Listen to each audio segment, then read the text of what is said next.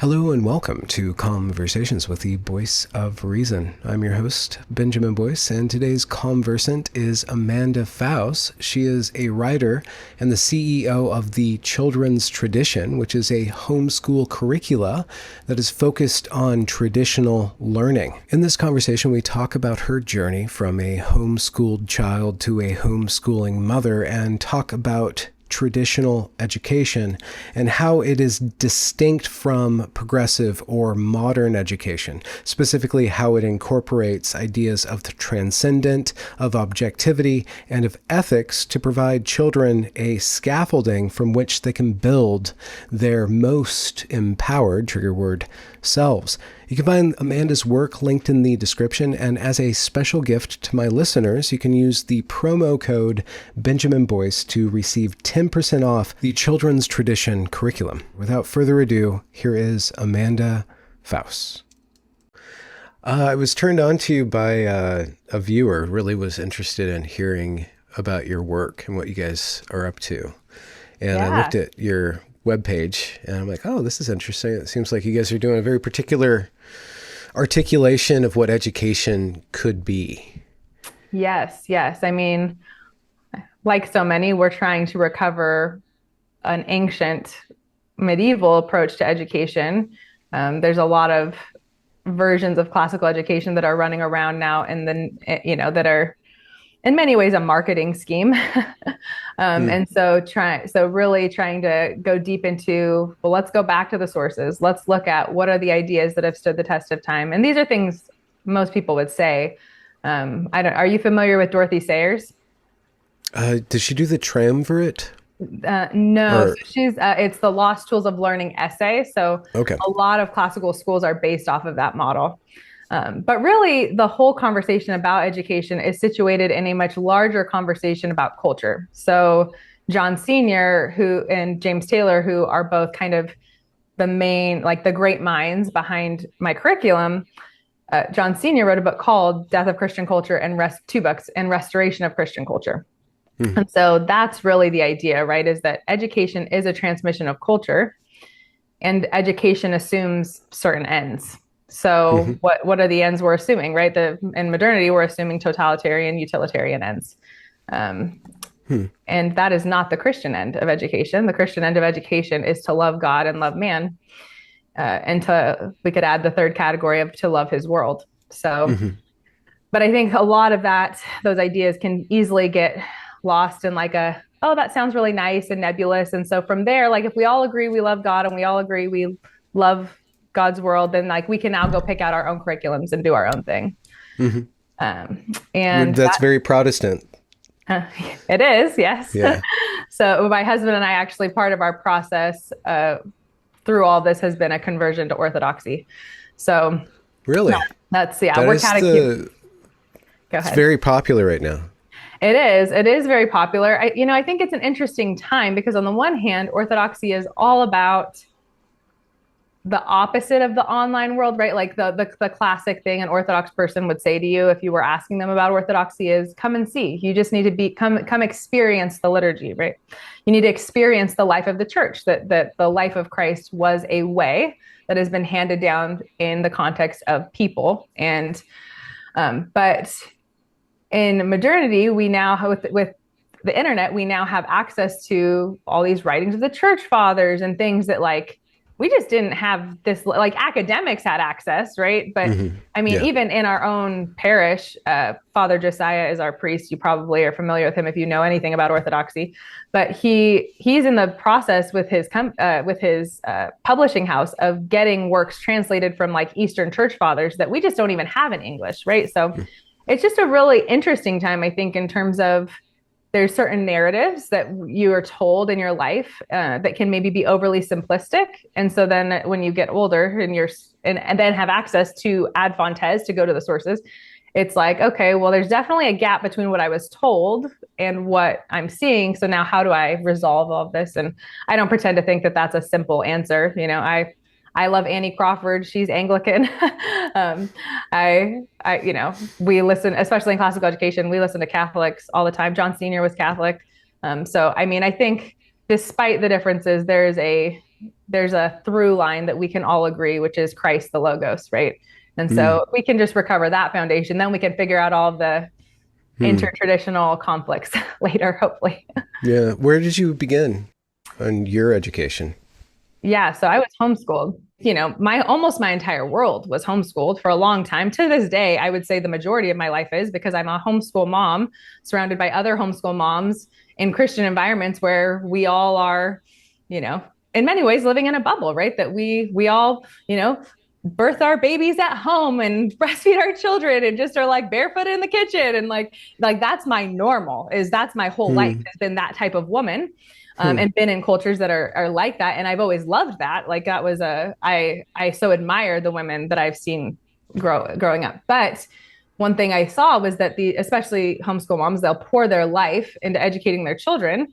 And then it doesn't always go the way you would hope. In fact, a lot of the time it doesn't.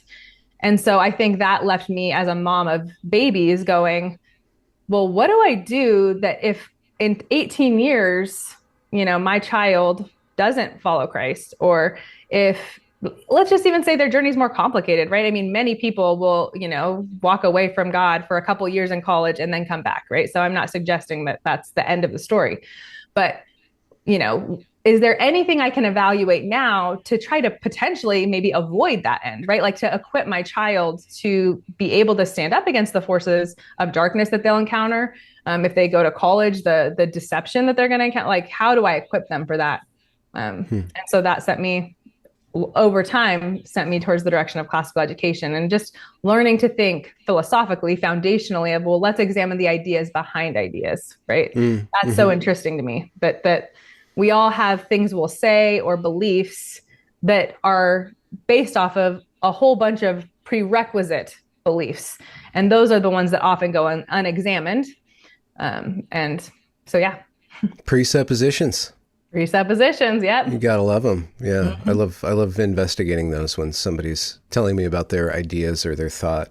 You can feel a little, oh, that word is doing a lot of lifting. What's behind that? Let's look under that word, Yep, here exactly. and there. Yeah. So let's go back to the modern conception of education. You said totalitarian and utilitarian. Utility makes sense to me. Sure. You are taught how to sit at a desk because people were trying to teach you how to sit at a desk, right? So, or you're trying to do a factory work, you want, what's it called? Where everything is the same. So we're being taught in, schools growing up that there's these standardized tests. There's this whole functionality. You learn all these different skills, and then you're equipped to join the workforce. Like that is the purpose of education.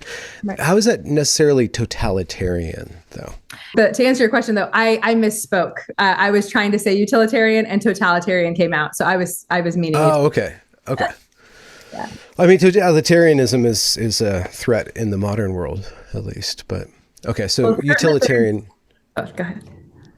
Certainly, there's a desire for control, right? So I think I wouldn't say that I don't necessarily know enough about like totalitarianism in a philosophical sense to speak about that. But I know that at least the threat of control is there, even for utilitarians, right? Because the assumption is that somebody on this big somebody somewhere knows what is best for everyone.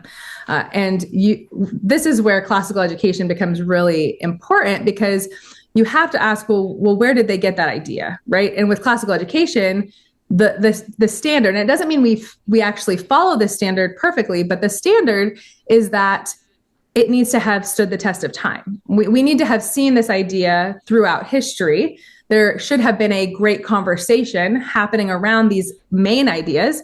And that is a way we can have some sense of trust that if an idea was handed down for hundreds, if not thousands of years, that there's something true about it. It wouldn't have made it that long if there was no truth in it. Whereas from a utilitarian perspective, it's not that they, like John Dewey, had no respect for the past or for how education had been done at other times. He just thought that it was all about them in that time, right? That was really nice for them at that time. And this is now, but us, we're in a completely different time. So because our time is different, that then means that how we're going to educate children is different. And he had to choose what ends he was going to pursue with education, which for him was going to be about progressivism, right? Social progress, what he perceived as social progress. And so this is where, in many ways, modern education for at least 100 years is constantly just experimenting on children because they don't have time-tested ideas. They approach often you'll see this on curriculum websites. They'll say, oh, we change out our books every year and we're listening to your feedback and we'll adjust the program based off of what we're hearing. My concern with that from a classical perspective is if you are willing to change a curriculum from year to year, or let's say we'll give it 4 or 5 years and then we'll just change everything every 5 years. The problem with that is you're assuming a whole lot about what is your baseline for judging if something worked. You're putting a very short timeline on when you can decide something did work, right? So it's like, well, I need results this year or else we're going to say this didn't work, or and we're also assuming things like a lot of times in the homeschool world, when they say that, they're assuming student feedback is accurate. What's tricky about that is a child doesn't always want the right things. There's so much we have to learn from children. So I don't mean this in any way as a diminishment of, Christ tells us, become like little children. But we have to ask, well, what does he mean by that? What he doesn't mean by that is that we should imitate the way children have weak wills. Children generally do what they enjoy to do, and they don't want to do what they don't enjoy.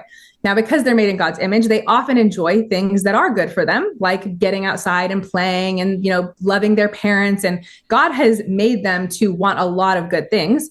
But because they're fallen, let's just say maybe they don't like the book that you have assigned for the curriculum, not because there's anything wrong with the book. This is a book that is 200 years old. Children have been reading for all of that time and loved it and enjoyed it. Parents have been enjoying it with their children, but this particular child is bored.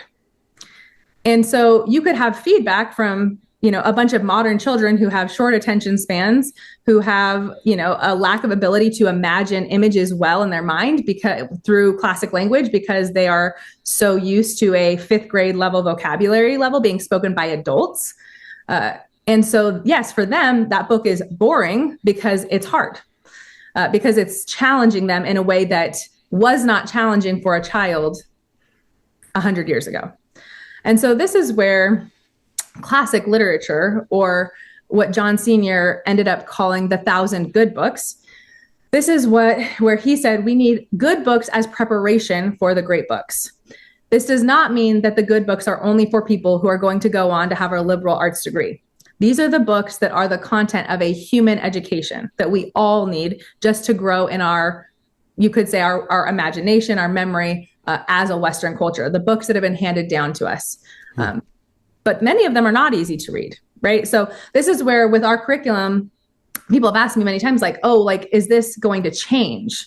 And I'm not saying that we'll never make revisions in the sense of we might clarify a better way to execute the philosophy. I'm still very much learning and growing in my understanding of the tradition. And so I'm not saying there'll be no changes at all. But in terms of the core, I'm very confident the core will not change, because the core has nothing to do with me. The core has to do with a tradition of education and a tradition, educational philosophy that is much larger than myself, and therefore is somewhat immutable in that sense, because it shouldn't be changed lightly. And so sometimes we read books and the children love them, and sometimes we read books and we say, man, we still have some growing to do in our imagination for us to really see the joy that's in that book. But because it's a book that's been handed down, we can assume there is something good in this book, and we don't have to experiment upon our children. Our children are not the experiment, and our children are not the feedback loop by themselves, if that makes sense. But you still incorporate their feedback as the process of learning unfolds. You would incorporate their feedback, but a lot of this, so this goes to the idea behind ideas, right? So a foundational idea for classical education would be that there is reality, that reality is, right? Water is wet and rocks are hard. Where does that reality come from? Well, it comes from God. God is life itself. God is the I am. He is being, and he generously, out of who he is, gives us being as well as created beings. So then we also have from scripture that God is love. So love is the essence of reality. But the way a ancient or medieval would have approached reality is from the perspective that Well, I just receive that. I don't doubt it. I don't question it. I receive God's world from a Christian perspective as a gift. Like, so a fundamental distinction between classical education and a Dewey version, a John Dewey version, or even a Cartesian, like Rene Descartes version of education, would be that they start with an assumption of doubt and questioning. We start with an assumption of, no, I'm a recipient. God has made the world and I am receiving it. So then what does that mean for our children when we think about feedback? Well, the world is not subject to their criticism.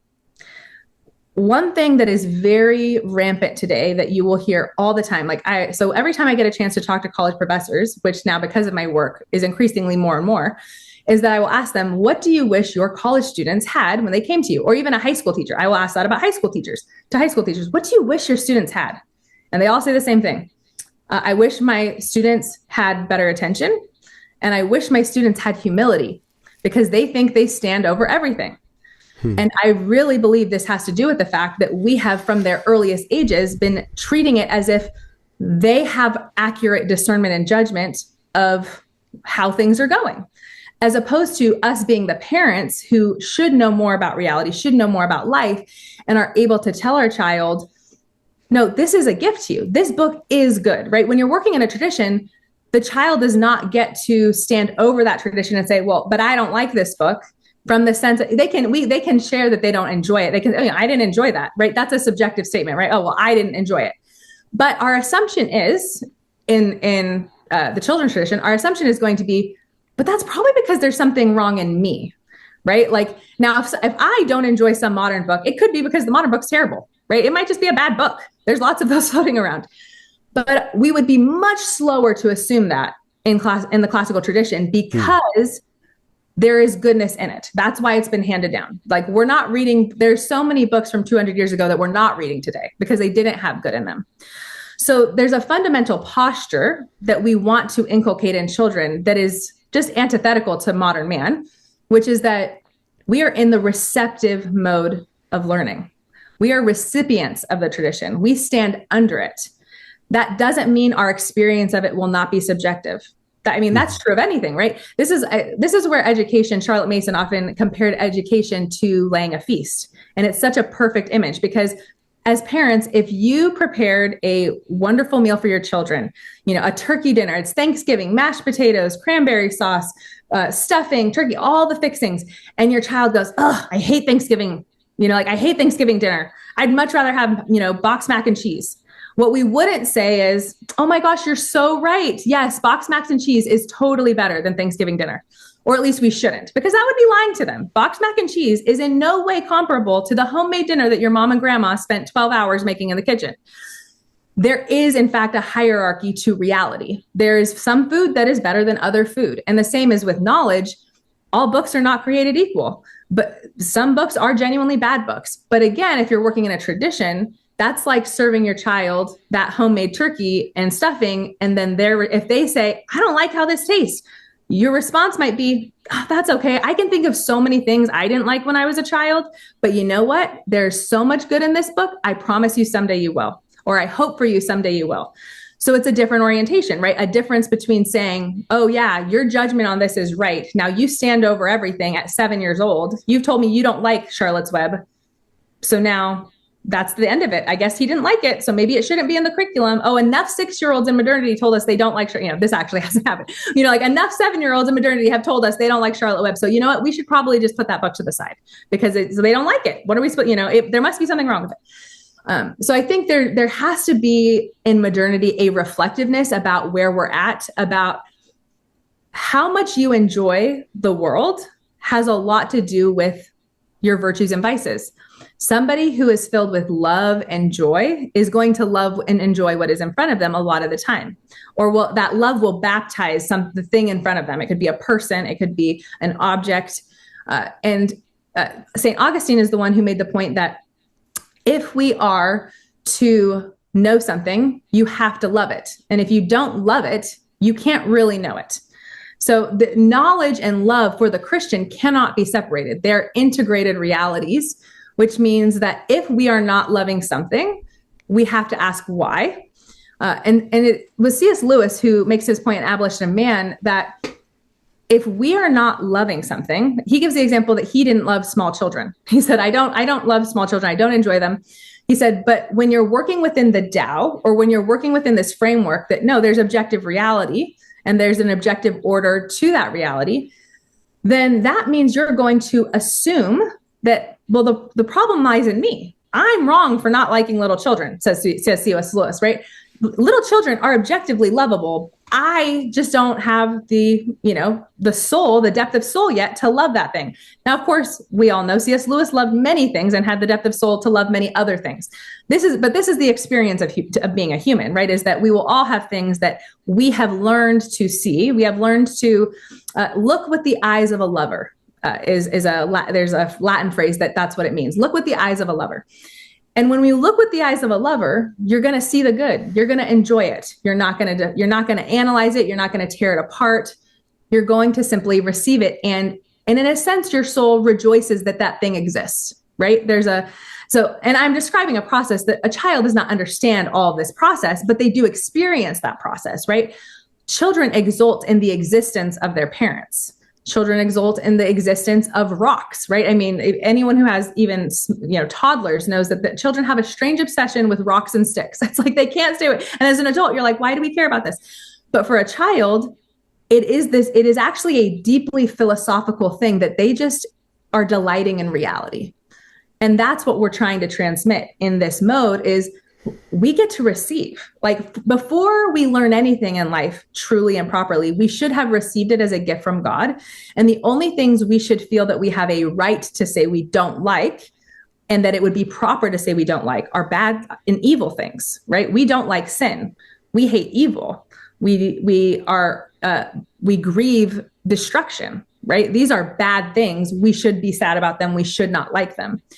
But if we want our minds to reflect the mind of God, and God is love, and God loves everything he has made, he looked at the world he made and said, this is good, then that's what we want to transmit to our children, is the assumption that the world is good, and the assumption that, man, like we just have room to grow here. Like we're just not ready for that. Like sometimes you do. Sometimes you read a book with your child in the tradition and you go, we're just, I think we're not ready for this one yet. And that's okay. But that's a different thing than saying, oh, I don't like Pinocchio, and that's perfectly fine. Like there's nothing wrong with me not liking Pinocchio. It's just my personal preference, and that's okay. That's a very modernist assumption and approach to knowledge and to learning that I'm trying to get away from. How do you translate this idea of love and humility to attention? Yeah. We don't struggle to attend to what we love. And we don't struggle to attend when we are humble.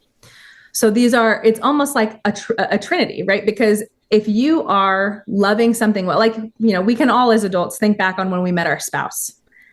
Our thoughts were consumed with them, right? Nobody had to tell us, have you thought about your boyfriend? No one had to tell me, have you thought about Patrick recently? I was thinking about the man all the time. He was present in my mind.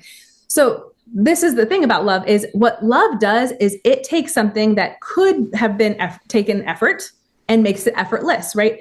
When you love your spouse, you'll start to do little things for them, like make them their cup of coffee when they didn't ask, right? And it's no work for you. Technically, yes, making a cup of coffee for someone is a job that people are paid to do, right? In other places. And yet because you love your spouse, you just make them a cup of coffee, and because you love them, you want to serve them. Also, you're willing to be humble about that, to be, I'm going to serve you. That's an act of humility. So when it comes to knowledge and education, the humility piece is you are receiving from God, right? You're operating in the world under the assumption that I am under God, and that God has given me this incredible gift of life, this incredible gift of creation. And because I love God, so much of my knowledge of God is mediated through his world. And I know what it's like to love things in his world. Yes, not perfectly, but when I love things in his world, it's not difficult for me to attend to them. What becomes difficult, attention is difficult when we do not know something well enough to love it, right? So that would be difficult, right? When you're first coming to know something, it's not easy to love it because you don't know anything about it, right? You have to have a certain amount of knowledge before you're capable. This is where love and knowledge go hand in hand, right? Because you can't, if you don't know anything about something, you can't love it, right? Well, then why would you love the woman that you just met or the man that you just met if you don't know him? Well, so I'm meaning like the broader idea. So you know that person is a human being already. That's a type of knowledge, right?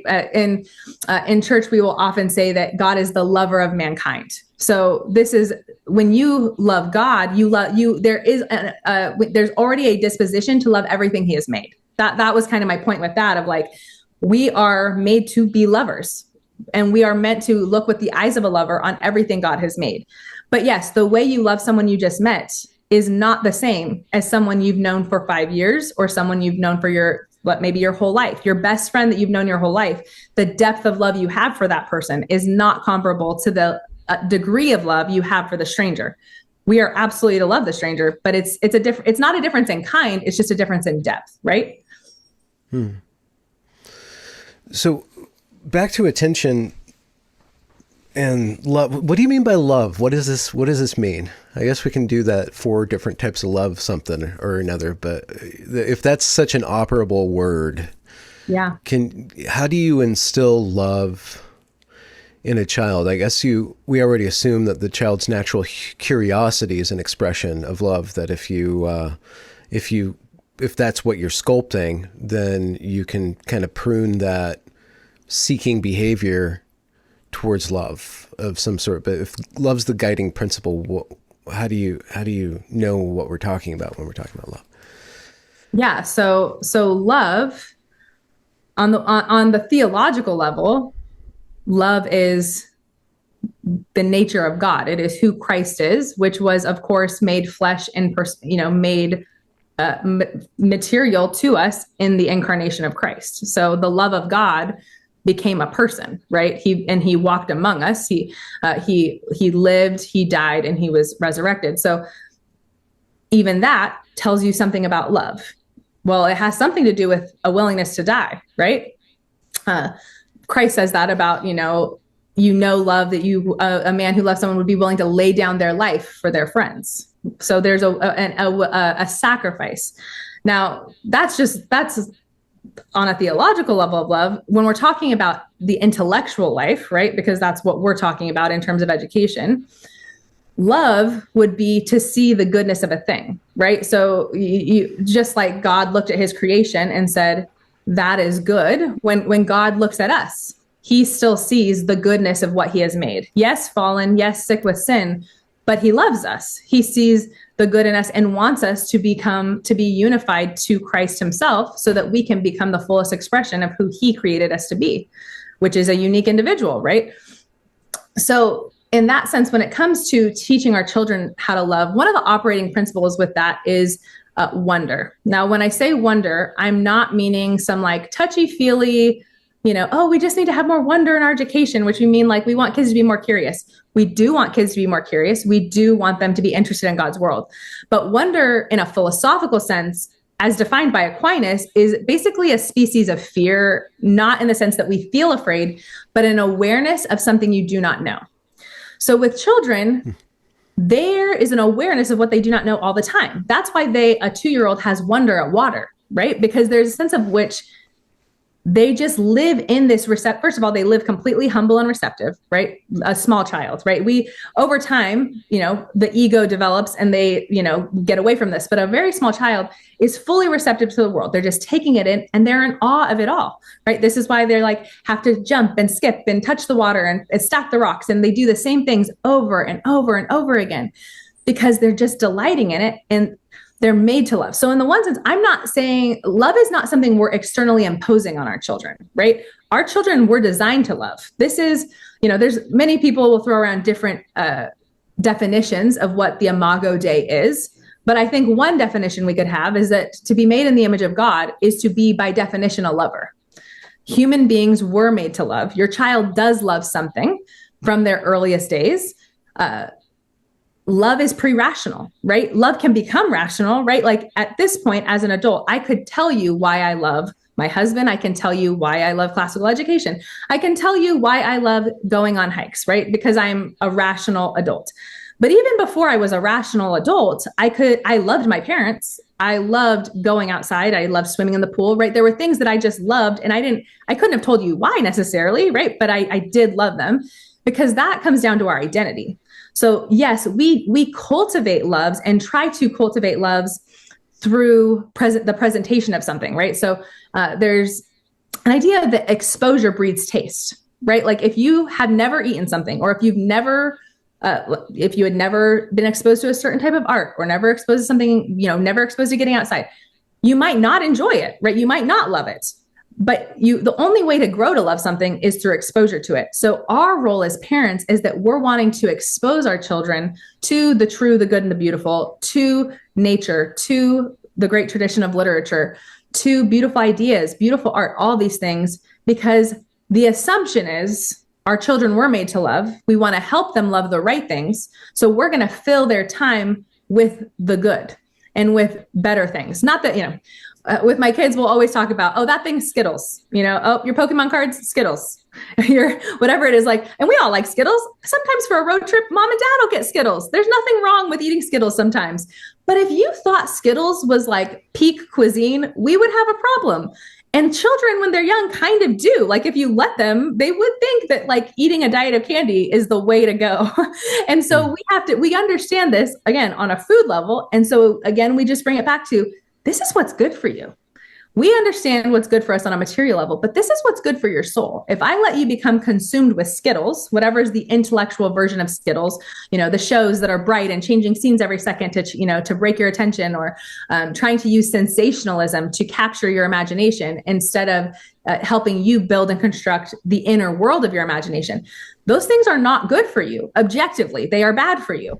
And so while yes, in a fallen world, we might all accommodate for a little bit of Skittles in our life, our obligation as parents is to give our children things that are worthy of their love, so that left with nothing else, that is what's shaping them, right? Like primarily that will be the thing that will shape their loves.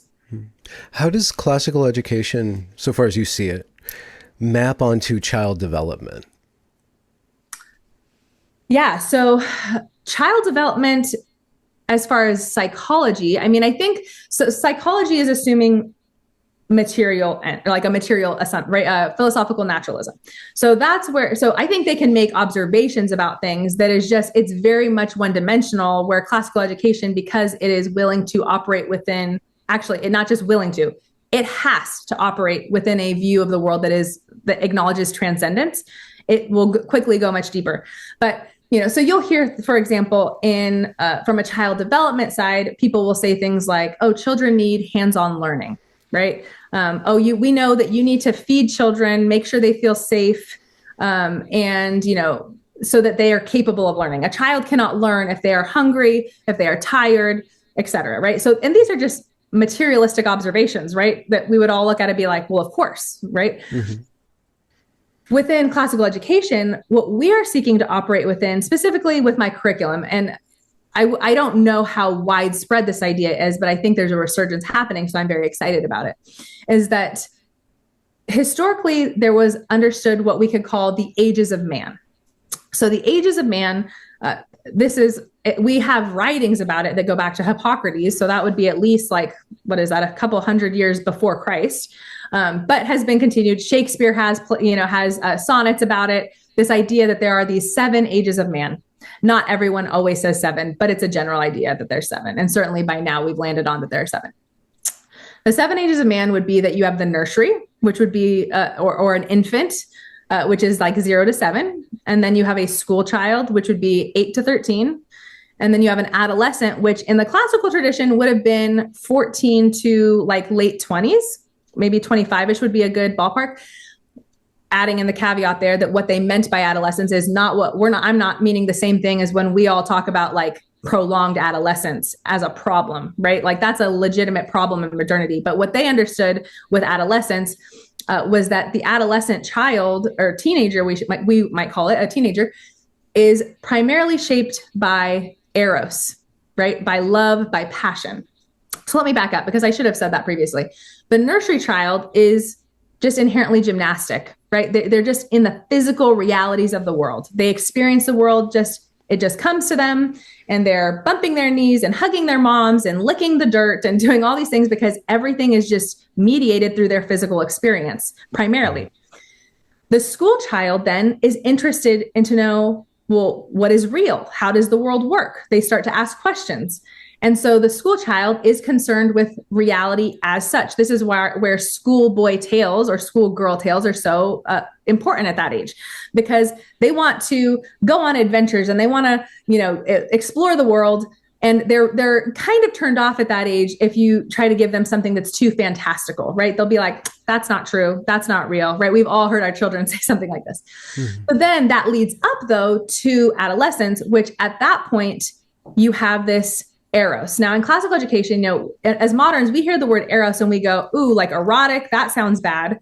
That is, the word erotic does come from the Greek word eros, but what is meant by eros is desire, right? Like a desiring love. And so that is what teenagers are full of.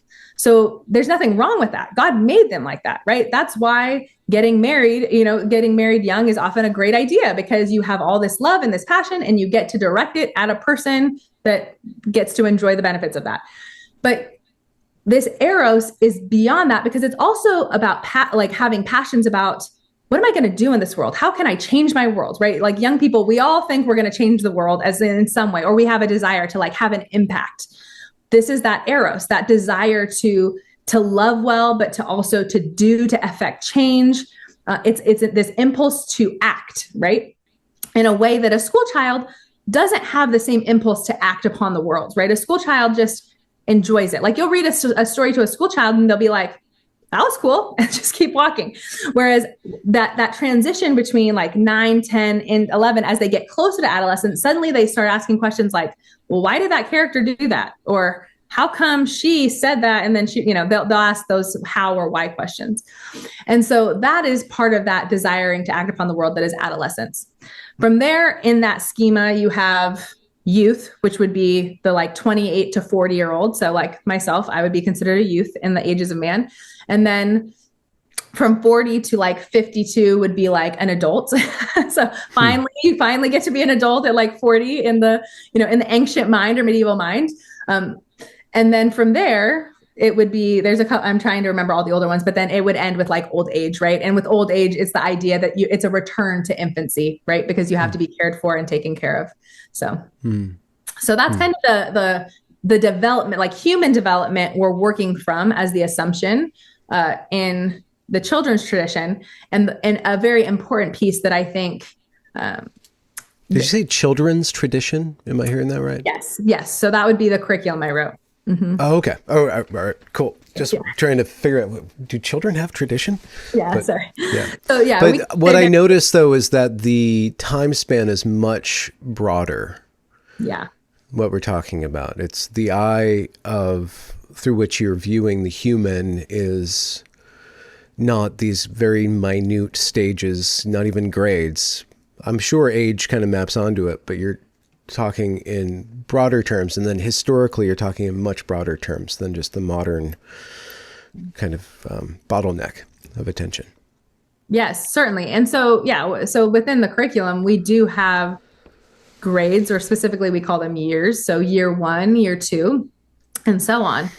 But I think there can be a lot of pressure on people when, let's say they have a 6-year-old, which in the United States is a very traditional age often they start much before that, but even in the homeschool world, who maybe would have put off kindergarten, we would for sure be like, oh yeah, 6 years old, they should start school.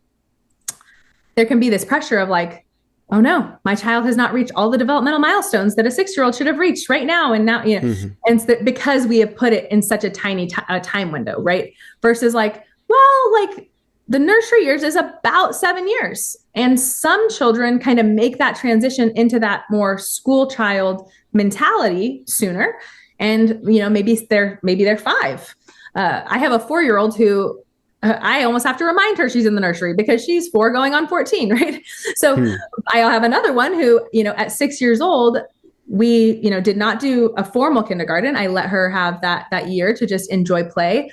And yet within this year, she has blossomed and she is so ready for school now. And it is beautiful to see.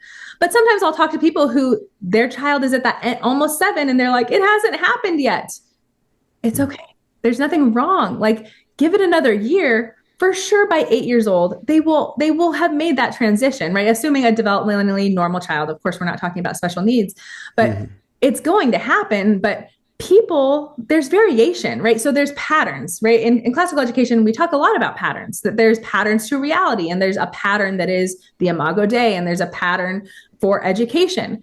But patterns mean this is the general framework of what we're working in. And there's a lot of great edges to those patterns in terms of how it's like the timeline for which it will repeat in each individual person. And so, I mean, the beauty of home education is we get to accommodate for that. But I think even in a vision of a maybe not necessarily has to be a one-room schoolhouse, but even school models that would combine grades or, maybe do 1st and 2nd grade together, then 3rd and 4th, that even in those environments, there would be more room to explore that growth is, more general and doesn't always mean as significant a change as a single year would make. What do you mean by school when somebody's ready for school? Do they get a desk? Not in our house. Does time take a different shape? Like the tasks that they are to perform, do they have more responsibility to concentrate? Like, what does school mean? That's a great question, because in modernity, let's start with classically what school was. So what school used to be was where you would go to learn arithmetic, reading, writing, some sort of gymnastic, right? So this was usually boys' schools, right? Gymnastic, like wrestling. Maybe some music. You would learn to sing, right? If you're being taught by the church, because so much of church life was sung. Yeah. And that was the core of education, right? So you were learning in a language, you were learning Latin, or you were learning Greek. So it was the substance of that time at school was focused on just those core things. They went to school for a shorter amount of time. And then that was the core. The difference for us today in modernity is that we are lacking what John Senior calls the cultural soil necessary for a liberal arts education, but really for all of life. So what that means is, for us, the first year of lessons begins with things like reading fairy tales. It begins with things like myths and legends. But the child read it? We read it to them. Yeah. Okay. So I follow a Charlotte Mason path when it comes to reading and writing. So that means that the first 3 years, 1st through 3rd grade, would be oral. They are doing copy work, right? So they're learning to write their letters. We do cursive from the beginning. So they're learning to write their letters. They're learning how to write beautiful things in a beautiful way, is what we'll say about cursive. But that's it, right? It's that imitation, that they're copying what they've seen. 3rd grade is when we introduce, 3rd or 4th grade is when we introduce dictation. And that's when we would have them practice like spelling and writing, where I'll read them a passage, right? And then they would write it. And then from there, they do written narrations, which would be the first time that they're having to like write something in their own words, right? Which would be 4th grade. So that's a little bit different as far as that goes. So school begins, and So, right. You start with different stories. We're filling in that cultural soil. So part of our school. So what I'm getting at is we now have to include as school things that people would not have traditionally included in school. So this would include something like doing artist study, right? We have to sit down with a paper print of an art of some artist's painting and say, this is Michelangelo, right? And isn't this beautiful? But this is just a picture of what Michelangelo painted, right, at the Sistine Chapel. Whereas for the medieval person, they weren't being shown art prints, right? They would, if they were ever to see beautiful art, it would have been at their church, most likely, right? They would have gone to church and they would have seen the beautiful art on the walls, but they weren't doing artist study, for example. They weren't reading fairy tales at school. Well, why weren't they reading fairy tales at school? Because their mothers and grandmothers and fathers and grandfathers and uncles and aunts and the neighbor next door were all just telling them all these folk tales. And it was a part of the air they breathed, was these folk tales and fairy tales. Right. The Greek myths. Shakespeare is a great example of this, right? Because Shakespeare was written for the common man at that time. And he is constantly assuming that the common man, who's not even that educated, knows everything about all these Greek myths. That as moderns, we look at it and we're like, I'm going to need to go look up my Greek god book and which god are we talking about here? We're so disoriented. So for us, a lot of our learning begins with just trying to add back into our family atmosphere some of the stories that would have been transmitted orally in the past, which means for us, they are a part of our school. But I'm using that word broadly. When it comes to lessons, to your point, I often will distinguish with my children the difference between we're reading the story versus we're doing a lesson. So, with math, I'll say, okay, time for a math lesson. And a math lesson, well, we do math lessons like everybody else does math lessons, right? We sit at the table, we have our manipulatives, we follow our curriculum, and we do that. Writing, similar. I would call writing a lesson. I don't tend to use that same language for the books we are reading, even though, yes, you could say, oh, well, there's a literature lesson occurring because they're reading a good piece of literature and then doing what we would call narration. But it's not that black and white stringent, right? Like I'm sitting on the couch with my daughter, we're reading that chapter together. Or maybe I was teaching one of my other children and my oldest was off and read a chapter by herself. And then she'll come up to me and then we will do narration where she will tell me what she just read. Specifically telling me as if she is the writer herself, right? So this is not a summary. This is what we might call a paraphrase, right? So a proper narration will be she's like putting on that storyteller's cap herself, and she's going to tell me in her own words. Oh, once upon a time, there was a boy named Jack, and him and his mother were very hungry, right? So she'll just tell me the story, and so that is the simplicity of this method. Is that is what we're doing for literature. For years. We're not asking analytical questions. We're not tearing the stories apart. We simply read the stories either together or when they get old enough on their own. And then we do narration. And we're focusing on the poetic mode of learning. So that poetic mode is that kind of like I was talking about earlier, that receptive mode that we're just taking the story in. We're enjoying it. We're loving what there is to love about it. We're looking with the eyes of a lover. And then we'll narrate as a way to participate, to recapitulate the story, right? To bring it back to our memory. It's a memory tool. It's also an attention tool to make sure you actually attended. And then we'll stop there.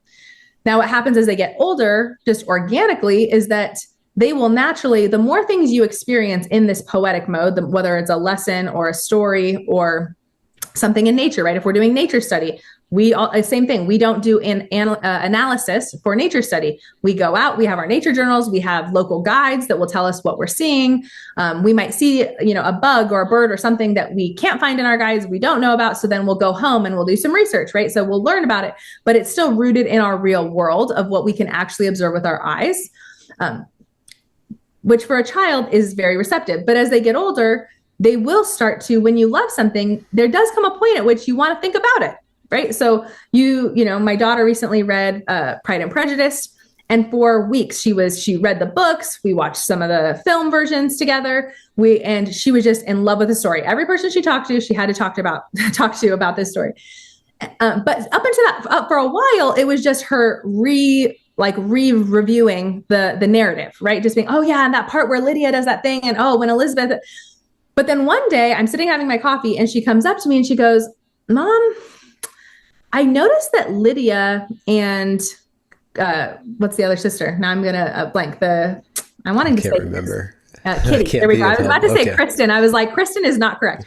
So I'm thinking of another book right now. But yeah, so Lydia and Kitty have different vices, but I can't tell what's different. I can tell they're both something's wrong, but what's the difference? What is different about their vices?"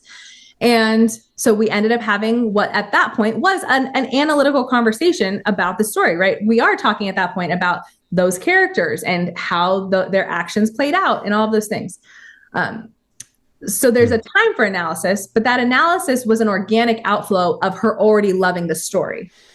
So for us, that's central to how we approach lessons. We do not analyze. We don't prompt a child to analyze a text. We don't prompt a child to break down any type of knowledge. We're giving it to them. We're helping them enjoy it, to experience it, to participate in it, and then trusting in that process that over time, a healthy mind will start to analyze things, but then quickly return to the poetic mode because we don't want them to live there. So a person living in the analytical mode, living in that left brain, is going to have a deconstructionist view of reality. And so we're trying to keep away from that. But balance it. Sure. Put it in there. It's about timing, right? So the poetic mode would be like the tree trunk, right? So we want to like make like your primary existence. A very unhealthy person would be analyzing and critiquing their life all day, every day. That's that. Like there isn't an equal, but I would not say there's an equal balance between that an analytical mind of analyzing and critiquing something versus the experience and love of it. So while we will go in and out of those things, you will have that poetic experience, have some time. In this image, you could have poetic knowledge as the tree trunk, and then you have scientific knowledge as a branch, rhetorical knowledge as a branch, and dialectical knowledge as a branch. You will, of course, as an adult, often go into those branches, but you'll be at home in the poetic mode. That is the healthy posture towards reality for us as Christians and as people. And that is where our souls will be most healthy if we primarily are in that mode. And then at the right times, having established a foundation of love, analyze what is necessary, have a dialectical conversation, because that's a part of contemplation with other adults, right? And even teenagers, right? You'll start to have those conversations. But the foundation has to always remain of the poetic mode, or else the posture and the experience of it will be disordering. Where does it head? I mean, career-wise, for somebody like at one point, the homeschooled is going to surpass in their hunger and need for deeper knowledge than the homeschooler. How do you, so I noticed that you're talking about foundations, but what about that transition from that which can be encapsulated in the poetic mode in this learning that you're talking about, and then like higher forms, more intense forms of knowledge, learning, and then expertise? Yeah. So I would say that K through 12 is the prerequisite time, which would be the time for the primacy of that poetic mode. And then the college level. But even if someone doesn't go to college, right, maybe they're going to trade school, maybe they're immediately getting a job and entering the workforce and going to gain experiential knowledge that way. Whatever path they take to deepen in knowledge or to grow in work, they will work from that foundation. So in the sense of, are you meaning like what can they get jobs? Is that what you're meaning? Like, are they capable of getting jobs, or what do you mean by that? Well, I guess at some point the homeschooler or the parent is going to reach the maximum amount of knowledge that they can imbue and train into the child. Sure. And we're talking about a little bit more advanced child. How do you plug them into, different, like harder forms of maths or, engineering stuff beyond what a homeschool can provide? Like, where's the onboarding or on-ramping to those levels of knowledge? Yeah, well, I think so. That's part of the classical tradition. It is important to realize that the primary mode of classical education was not homeschool, right? So many people did learn at home, especially in America. We have a much, I think, stronger heritage, if you will, of home education, simply because it was like the great frontier and there were no other options. Yeah. Right? Like many of us know the story of Abraham Lincoln, right? That he just, got books and read in his cabin, and of course went on to become a fantastic orator. So, that is very much in one sense that ability to learn at home and all of that is very much almost in like our ethos as Americans, I feel like. But that's not really traditionally what would happen, right? Traditionally, for all of human history, you've had teachers that students went to. So I think part of being a teacher who is a home educator is realizing that we have to have humility to recognize when we have reached our limit, right? And this, I would say this doesn't just include at the high school level, though it certainly, I think many of us feel it by the high school level, right? Well, yeah, to your point, right, with math, if someone's like, oh, my child needs to do calculus, and they're like, well, I'm not, I haven't done calculus, I never did it, or I haven't done it in 25 years, so like, this is beyond me at this point. So that's natural, but this is where, we're very blessed at this point in time in the home education movement, because there's so many resources to us, right? So once you understand your philosophy and once you understand why we're doing what we're doing, then that can then shape what options you use, right? So dual enrollment at a college is obviously an option. Just doing like co-ops, right? Maybe you as the mom, I mean, the number of homeschool moms running around with PhDs is actually surprising, right? Because there are many women who pursued academic lives and then became moms. And so you might have a woman in your circle who happened to, be a biology teacher in her pre-married life. Or maybe still is one, obviously it's not always black and white if she was and now she's not. But all that to say, I think all of us always have to pause and look at the resources available to us. So what resources are available to me are not the same as what resources are available maybe to your family, right? So I was talking to a friend yesterday who was joking with me that one of her children, only one, had gotten Greek in first and third grade and the rest had not. But it just happened to be that the resources available to them at particular times in that one child's life, she had gotten 2 years of Greek and none of her other kids had the same access. So I think this is a common thing, right? That we get to look at our life and say, well, what knowledge is completely necessary that we keep pursuing, right? So I think you could argue what level of math you have to do before they have graduated high school and what benefit there is. I know there's a lot of talk amongst people in higher education saying that the pushing of like college level math earlier and earlier is actually harming students who are at the college level because they think they know how to do algebra, they think they know geometry, but actually they didn't understand it because they learned it in abstraction. So on the one hand, I want to caution us all that primarily in K through 12 education, we are seeking to give an education that is humanizing, and a humanizing education is not unattainable for any one person, is not for one person. So you could, as a teacher, if you are learning alongside your high schooler, reading the books together, looking at the art together, that might be all that is available to you in your circle. And I wouldn't want that person to think that automatically means their child's receiving a bad education, because so much of education is self-education and a desire to learn. If you have a child who desires to learn things and you have a good library in your home or even just access to the internet, right? Like we have access to knowledge in spades. So that can be done. At the same time, I think there can be a ditch for some certain strains of homeschoolers that think that only homeschooling is the way. And when you have that mentality that, oh, well, because God gave my children to me, I'm the only one who can teach my children, that can be very destructive, because at that point there's a sense of there's hubris in that, unintentionally, I'm sure, but that is, oh, well, I can't let my children go learn from my friends who know this particular knowledge way better than I do because it's my job, right? And it's at that point I would have concern for that, but I don't think that's a very common issue today. I'm not hearing a lot of people in the homeschool world saying that. My main concern in the homeschool world, honestly, is that because of things like government involvement in education and charter schools, there's too much available to people. So because they will have access to their charter school funds or things like that, they might take on a whole bunch of things onto their plate because they're not as limited by the finances of it all. But it's sneaky because those are all of the things that are allowed because the government has signed off on them, because they match the government standards for education.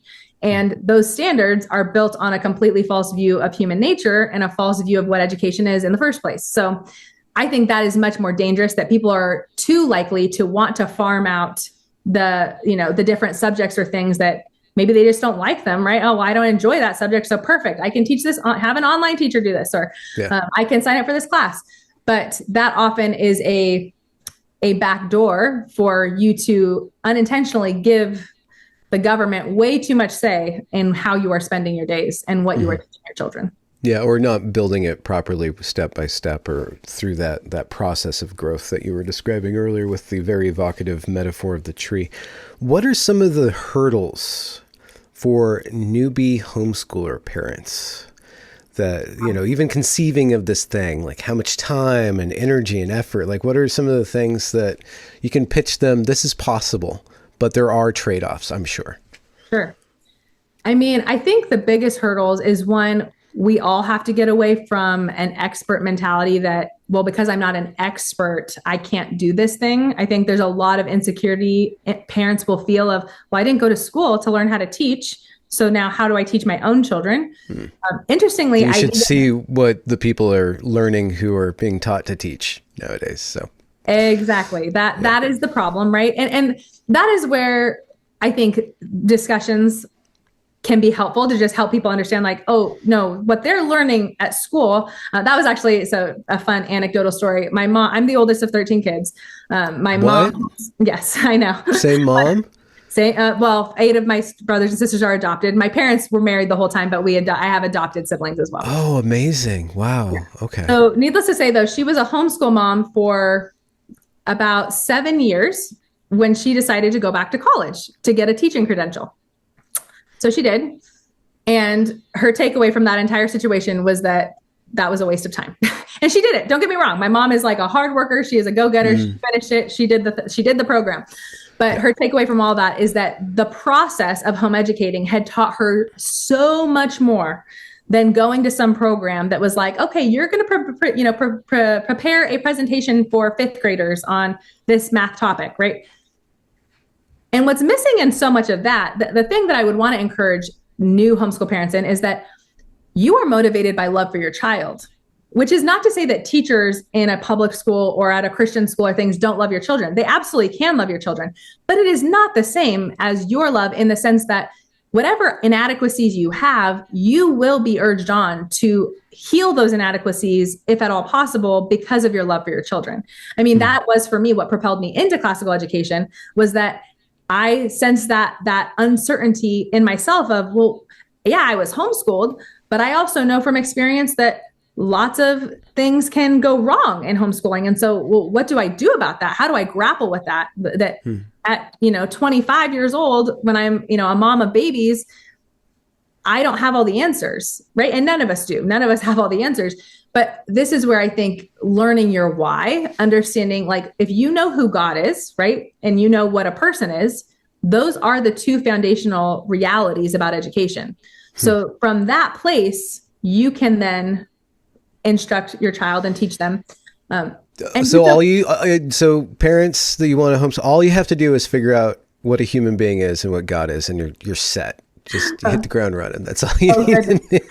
Sure. And I can see how that I don't want to make it sound overly trite. I guess what I'm saying with that, though, is if you're in a church, you should be receiving that from your church. I'm not suggesting you should go out and solve for yourself who God is and solve for yourself. Within the body of Christ, we are always growing and knowing who God is. We are always growing and knowing what a person is. So this is not a static process, right? A lot of this is a Cartesian mentality about knowledge, is that we start with an assumption of doubt and we're always seeking to arrive at mathematical certainty. That's not what I'm talking about.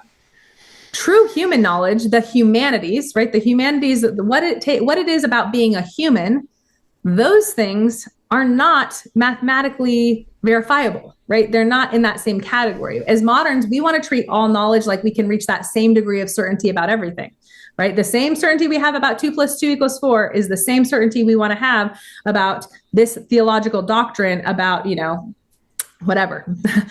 So that's not how knowledge works, though. Knowledge is a process. It's a human process whereby we know something today, but tomorrow we'll know more. And in 10 years, we'll know more, right? Who doesn't arrive at, a decade marker of 20 or 30 or 40 and look back at themselves and think, I knew nothing 10 years ago, right? There's a sense in which, and is it that you actually didn't know anything? No, but it's that now you know so much more that by comparison, it feels as if I knew nothing back then. Yeah. And that is a process that we will go through for our whole life. So doubt and certainty are contextualized as a subset of human knowledge, rather than the end all be all of verifying what is knowable, what is unknowable. But doubt and certainty still deploy questions and answers. And even when you talk about your faith, you're speaking as though you're certain about things. So there is a certainty or a certain stance, and there's still an authority is still operable in the transmission of knowledge and stuff. But it seems like that's why the terms God and human are so foundational to the context in which you're putting in, because it takes doubt and certainty and all these different branches of knowledge and it puts them in a human package. Right. And then it constellates the human towards a right relationship to the creator. And, Yeah, and so in it's that relationship, then all this other stuff operates, instead of that stuff being the foundation of everything.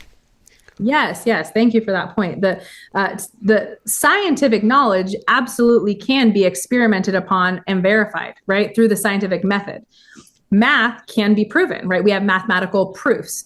So yes, all I'm trying to say is that in modernity, so this is what Rene Descartes did. He said that reason should be supreme, and that through reason we should basically do a logical process, right, of fact checking ourselves along the way and never accepting an idea over here till we have fact checked every tiny little part, and that was how you would arrive at truth. That's what he thought, right? Yeah. It's a very autistic way of living.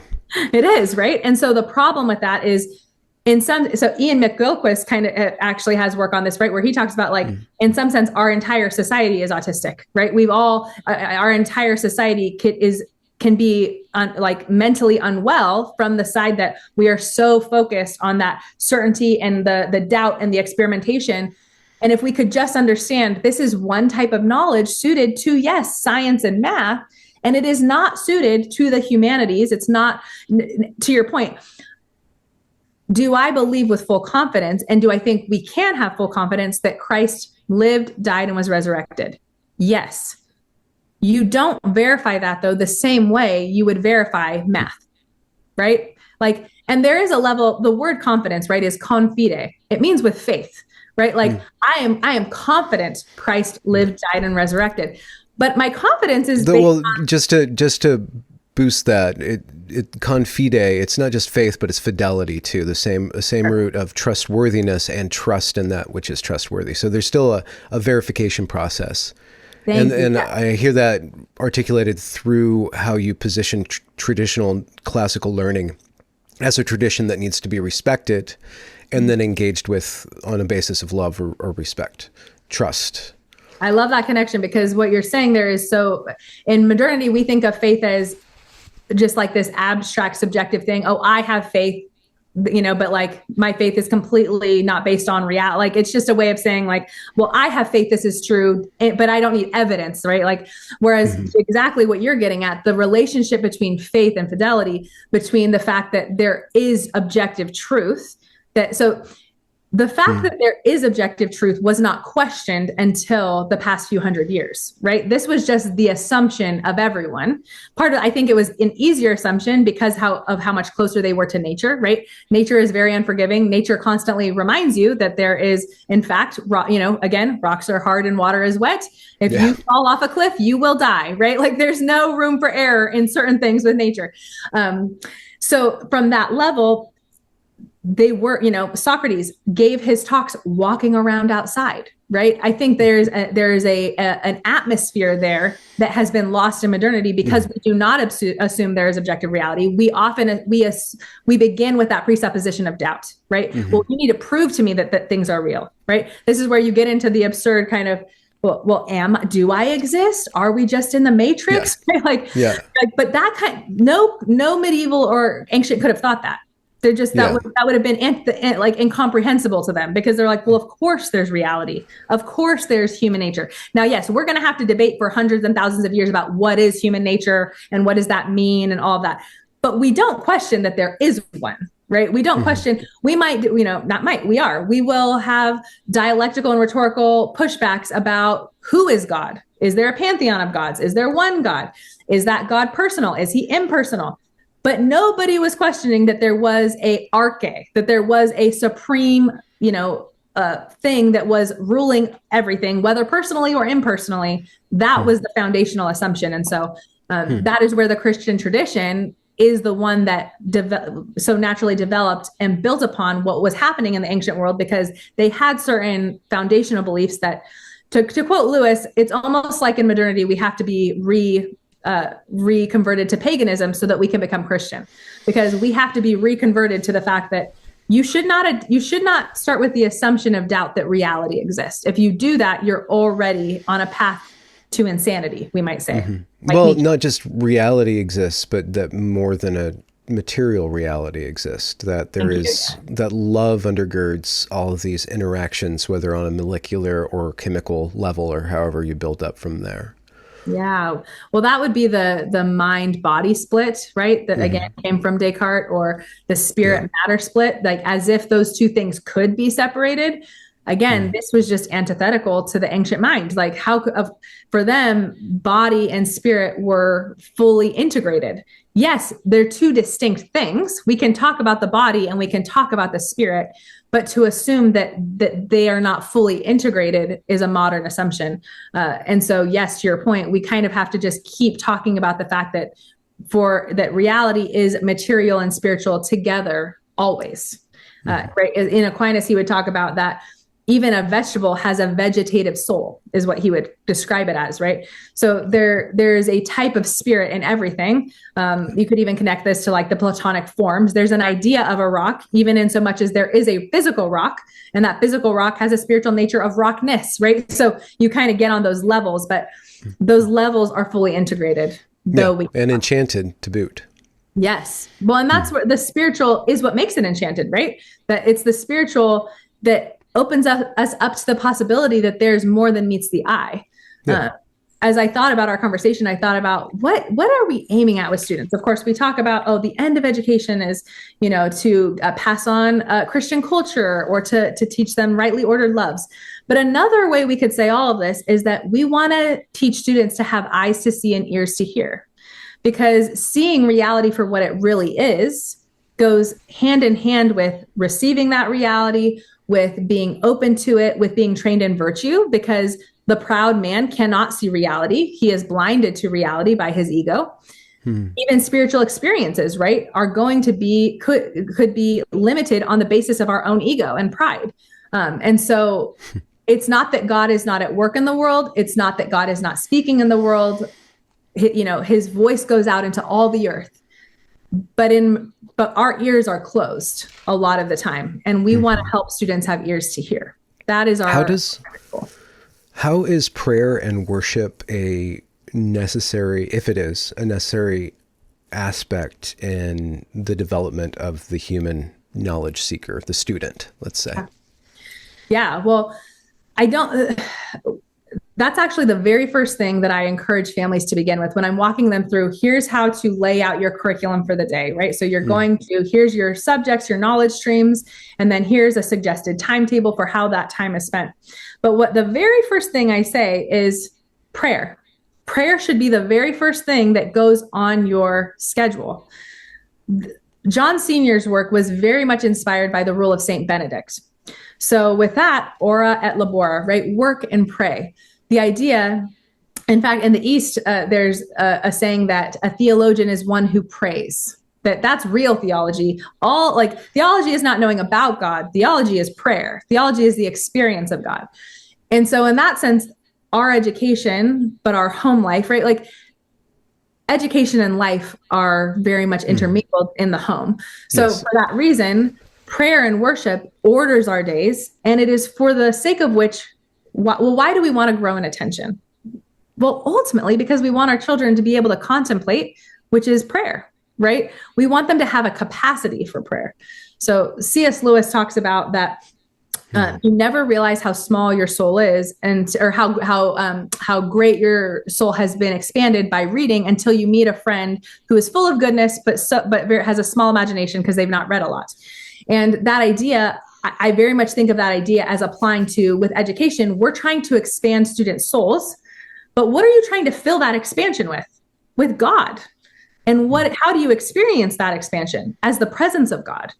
And the presence of God, as you're relating to that presence, becomes prayer. And so while even as I say all this, we fall, so I'll speak for our family, we fall so short in this. So I'm not trying to present this as some like impossible ideal, but I do think we should talk about the fact that we want our homes to be ordered to God, and to be ordered to God means praying. And maybe looking to the monastic traditions of the past, like Saint Benedict, might give us an idea about, yes, maybe we begin with morning prayers as a family. And then maybe later we add in some evening prayers. Maybe 3 times a day at meal times, we have our prayers, right? Just maybe we begin lessons with prayer. So like in our home, there's morning prayers, there's prayers at mealtime.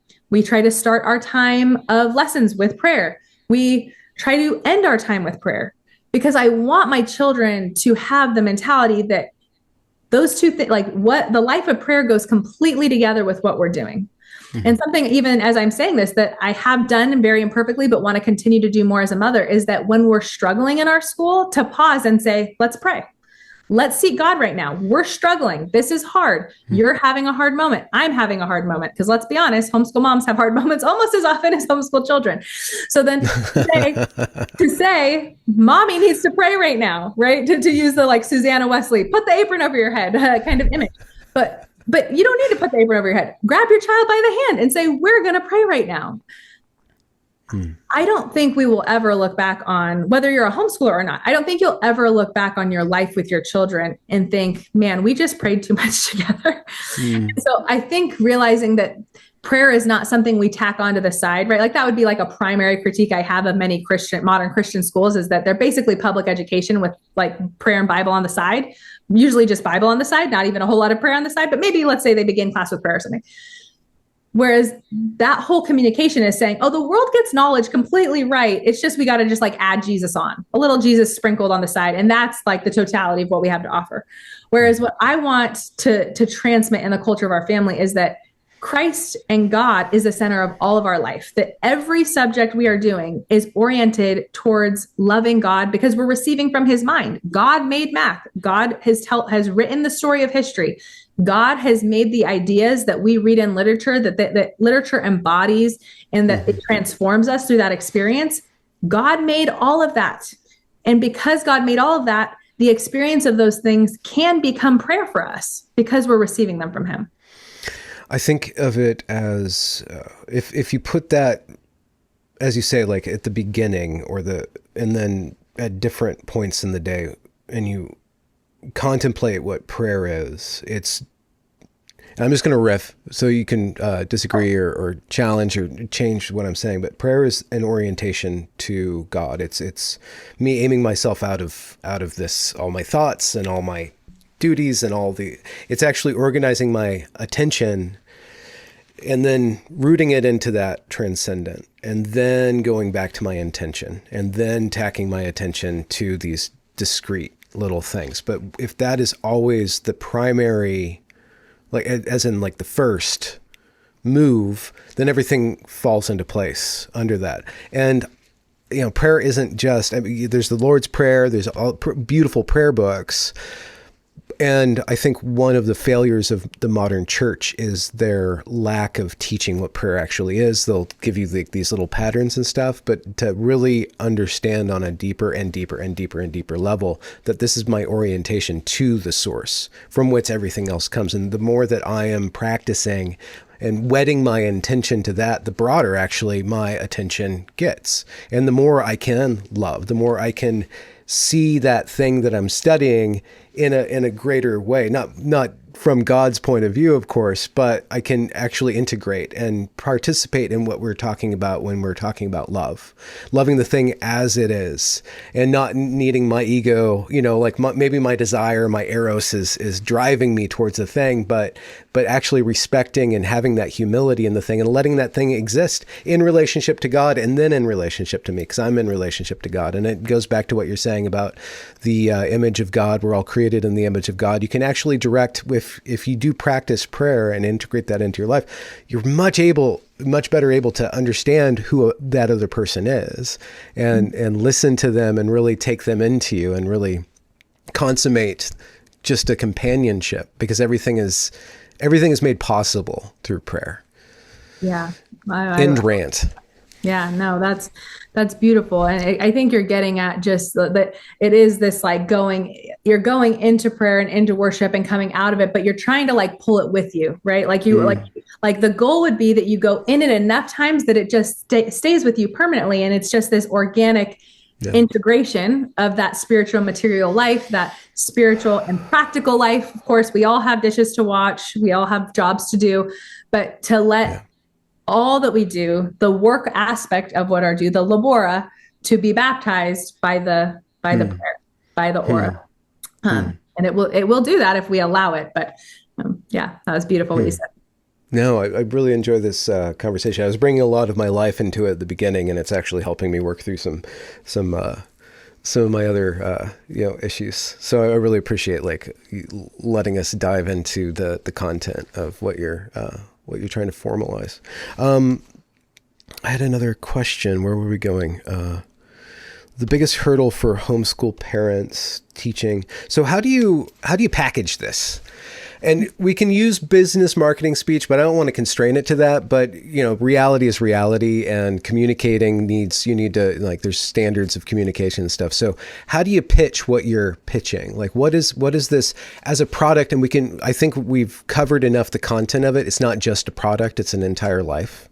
But like, how do you break it down and communicate it in an elevator or whatever, Sure. The elevator pitch.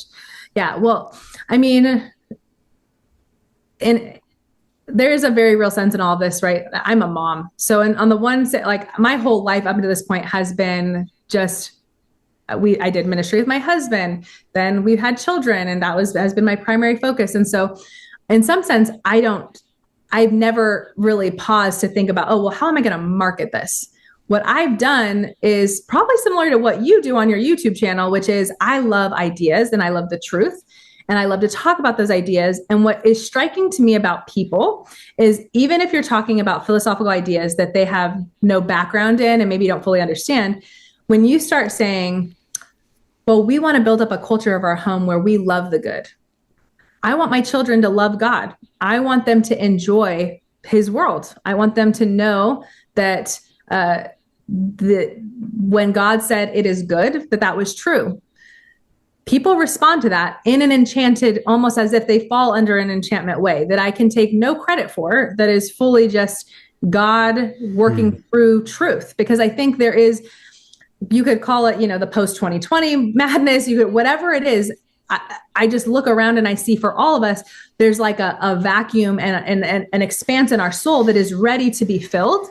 So if you tell people, you actually don't have to educate children with utilitarian ends, you could actually educate your child in a way that is going to be aimed with an eternal perspective of who they are and still equip them for life, because God made the life and world they're going to live in. It's not like we're trying to say, oh, like, who cares if fathers can provide for their families? Like, we're not saying that at all. Yeah. But a person who's been filled with truth, goodness, and beauty in their education will be creative and interested in the world and a learner, and they will do just fine learning how to work in whatever environment they find themselves because of that liberal, in the sense of free aspect of their education. But the thing that is central to specifically my curriculum versus like classical education broader is the emphasis on that poetic mode of learning. I do think that goes not emphasized to the degree it is needed to be emphasized in many other places. And so what I'm inviting families to is the simplicity of a poetic life, which is to say it is enough to do only oral narration for the first 3 years and copy work, and not be having, common like state standards will be something like having a first grader write a paragraph, right? No first grader is really writing a paragraph. You're basically doing so much scaffolding that they can copy what turns out, it's a paragraph. But instead saying, stop worrying about that. You need to read fairy tales, myths, legends. Yes, go ahead and practice some cursive so that they know how to write. This is good, but practice their ability to read. Teach them to read on good stories. Don't teach them to read on, dry, boring things. Let's learn to read on fables. Let's learn how to read on, the Little Red Hen and fairy tales. Like, there's plenty of resources out there that we can teach reading in a way that is poetic. That is, here's some really good stories that you already know. Now let's practice your letters, and then let's dive into this Little Red Hen story, and we're going to practice it till you know it. And then we'll move on to the next story, the Three Little Pigs. Okay, let's read that. And they're slowly expanding their vocabulary. And this is for everything, right? That instead of focusing on learning grammar rules in first grade or even third grade or fifth grade, let's focus on absorbing good literature. I don't want to say anyone, that's too broad of a statement. The best writers, like C.S. Lewis, like an E.B. White, they will tell when asked what to do to become a good writer, they will say, well, you need to be filled up with beautiful ideas. You need to be filled up with good stories.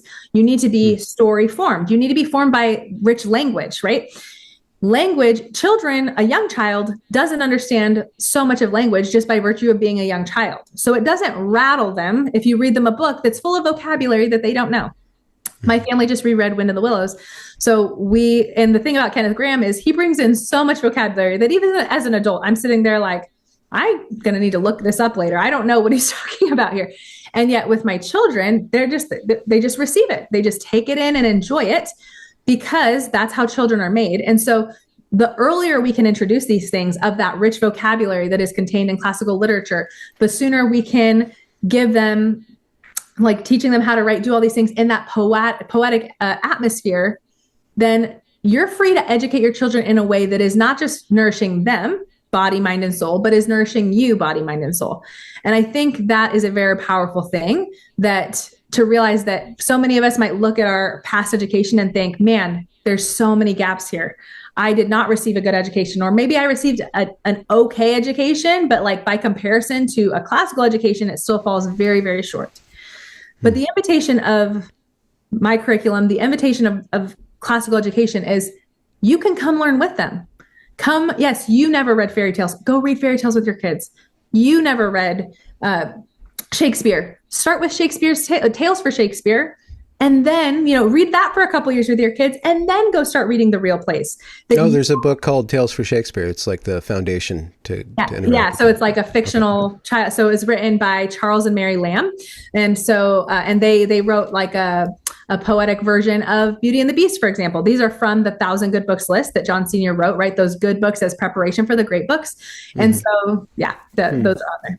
So so there's that idea, right? Like with the Greek myths would be a great example, right? Because the Greek myths can have some morally, inappropriate things that you would not want a young child to learn.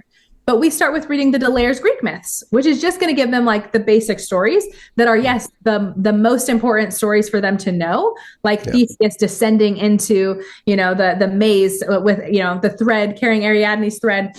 They need that as a part of the imaginative soil of their mind, right? Like this is an essential story for their imagination if they're going to understand that reference, which will be all over Western literature. Things like that, right? We're just all recovering that together as a family.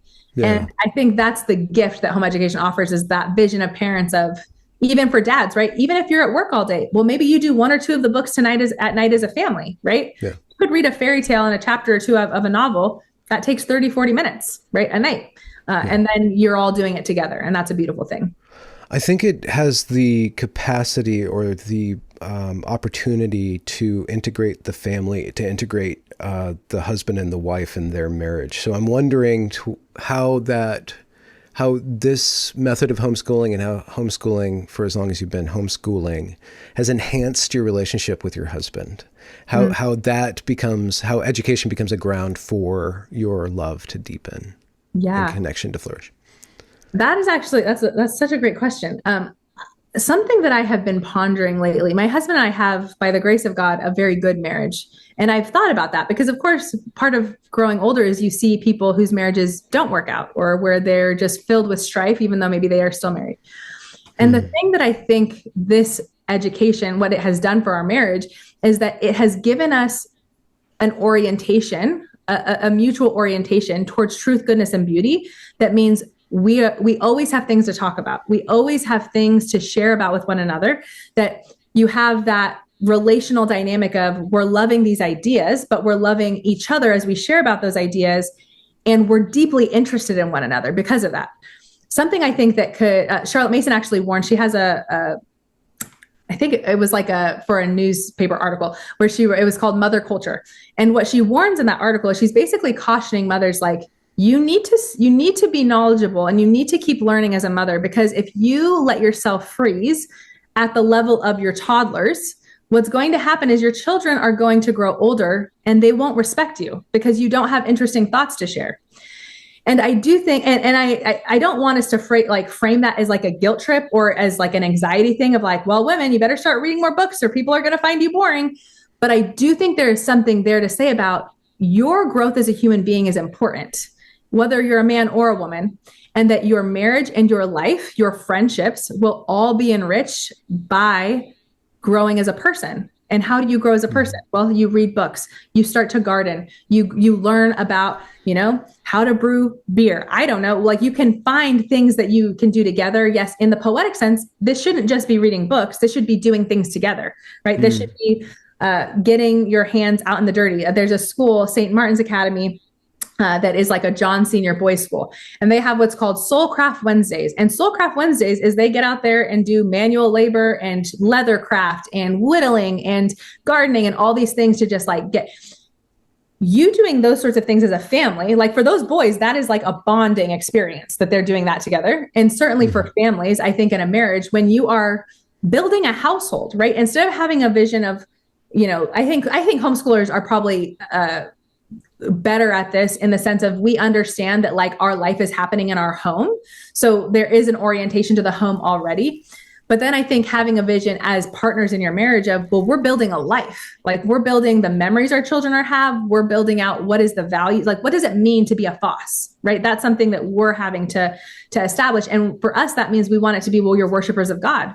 You love nature. You love good stories. We're book people. We love books. Does that mean every family will be bookish to the same degree as us? No, but you should still read something, right? There is still an aspect of those things that are just part of the human inheritance that we want to be transmitting, even if by personality we're less bookish. But sorry, I'm getting away from your point. But all that to say, I think anytime you're growing and being enriched as a person, you There's then tack-on effects. Yes, there's many blessings to that. And then when it's not oriented about you, because I'm not talking about being enriched as a person so that you can become proud of, oh, wow, I'm so interesting. I know so much. And, they're, so much of the world, they just don't know, but I know, right? Like that. I'm not talking about that. I'm meaning the beauty of learning to worship God and to love your family and to love your students, right? As whether you're teaching your children or your friends' children or teaching at a school or serving in Sunday school at church, whatever context you end up having these opportunities, you're sitting at coffee with a friend to pour and to teach, all of those things, when coming from a place of love, will remain humble in so much as it is a true act of love, and true acts of love transform, and that can transform a marriage or anything else. Mm-hmm. We haven't drilled down hard enough into what you mean by the poetic. But I have an intuition that if we understand better what you mean by the poetic as that tree trunk, it encapsulates and it makes sense of the other aspects of what you're talking about.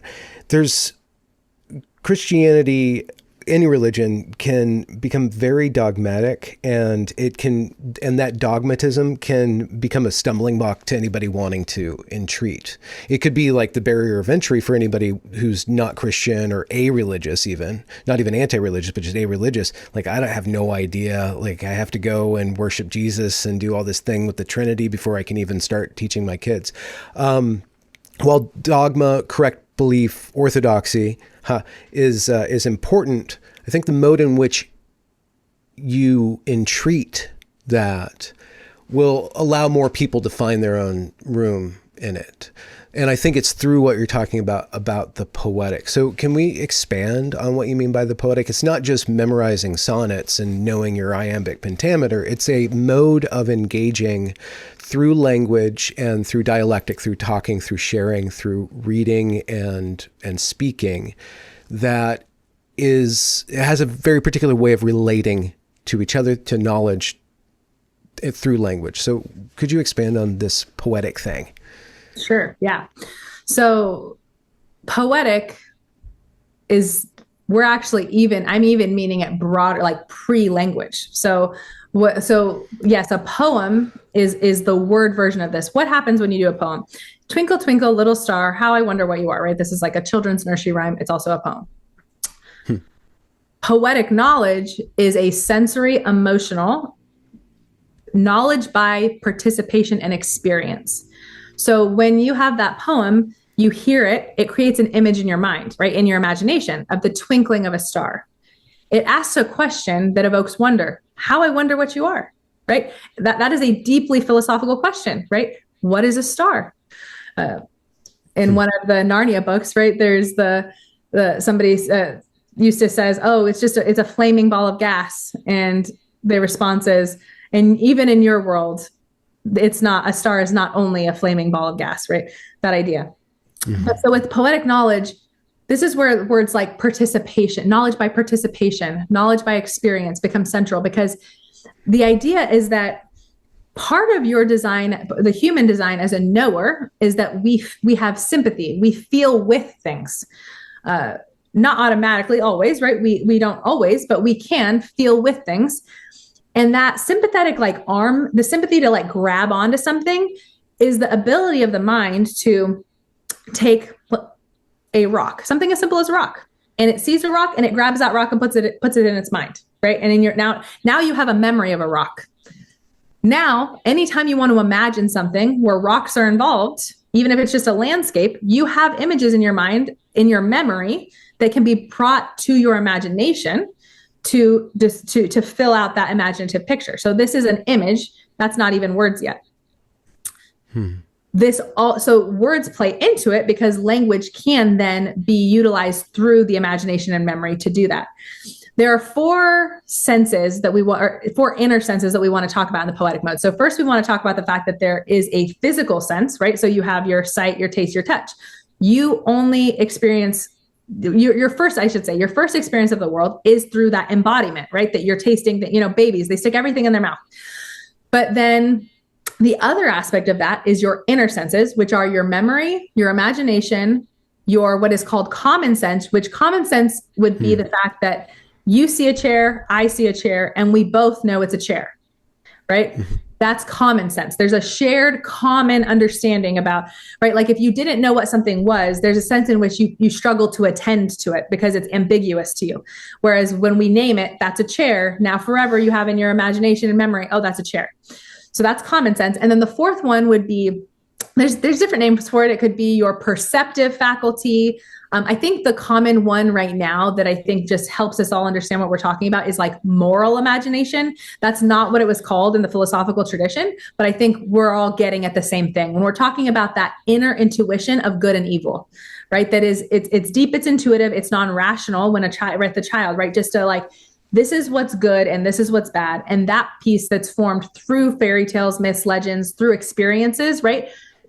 That is where a child's experiences with adults is so central because they have an idea of, to them, whatever you are as their parent is what's normal.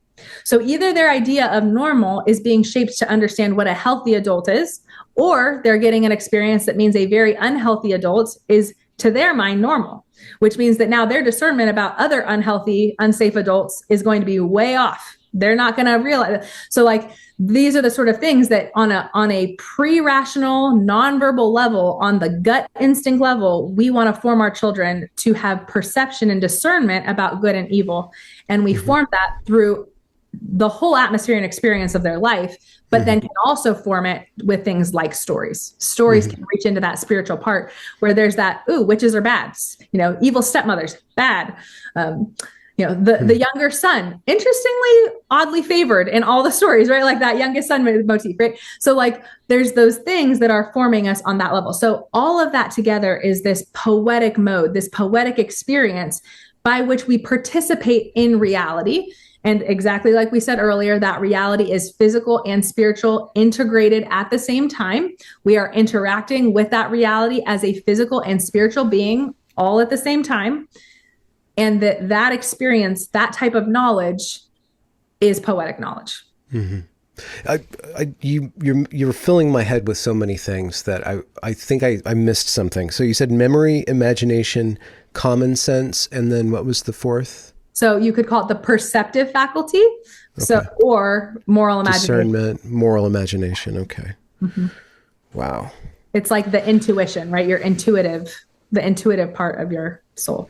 Well, just to be a little challenging, if you cut out all of the inappropriate aspects of the Bible and Greek myths, you're leaving something out that's a part, like an essential part of the tapestry. The old God eating his children until his son comes and cuts his parts off or something like that. I mean, the Bible is filled with incest, and even just in the first few books, you get murder, incest, probably rape, I don't know, but wickedness abounds, and the story, it comes at you really hard.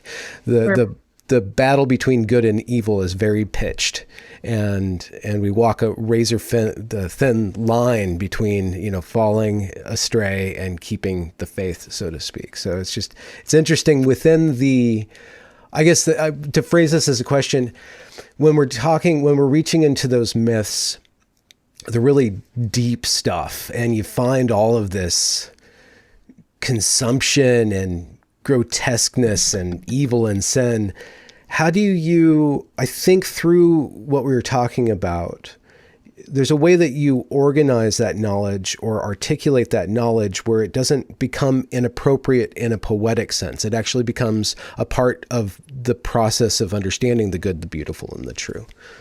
Yeah. So I should clarify. So when I'm saying like cut out the bad stuff, to your point, I'm meaning like cut out the explicitly erotic.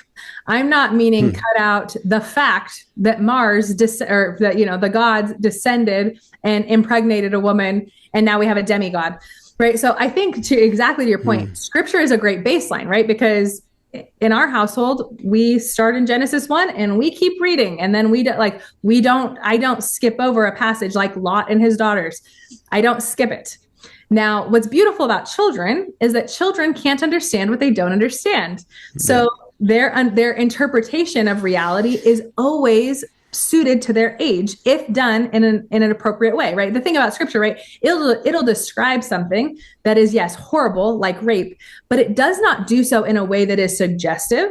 It does so in a way that someone who has not experienced rape, or particularly has not experienced the sexual act, they can't picture it, right? They just know like, well, there's something involved with a man and a woman and it's not good, right? That's kind of their main takeaway from that, right? Scripture is so poetic in the sense, right? What will it call the sexual act? It'll call it to know, right? Adam knew Eve and they gave birth to a child. This is, the language of scripture, right?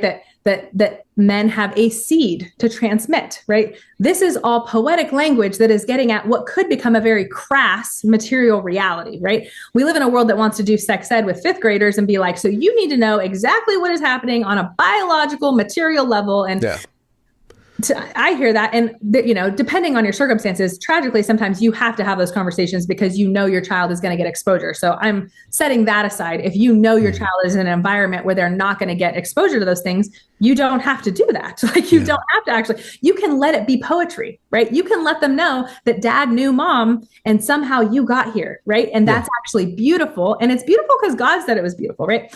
So yes, I think with that, we can look to scripture as such a great model of the fact that you can touch on things and scripture does enough communication so it was bad. Usually, sometimes it doesn't, right? Sometimes it's just telling you the narrative and it's not necessarily explicit in that narrative that, what Lot did with his daughters, that was bad. God, there's not in that text, right? Oh, this was wrong that he did that. It just tells you he did it.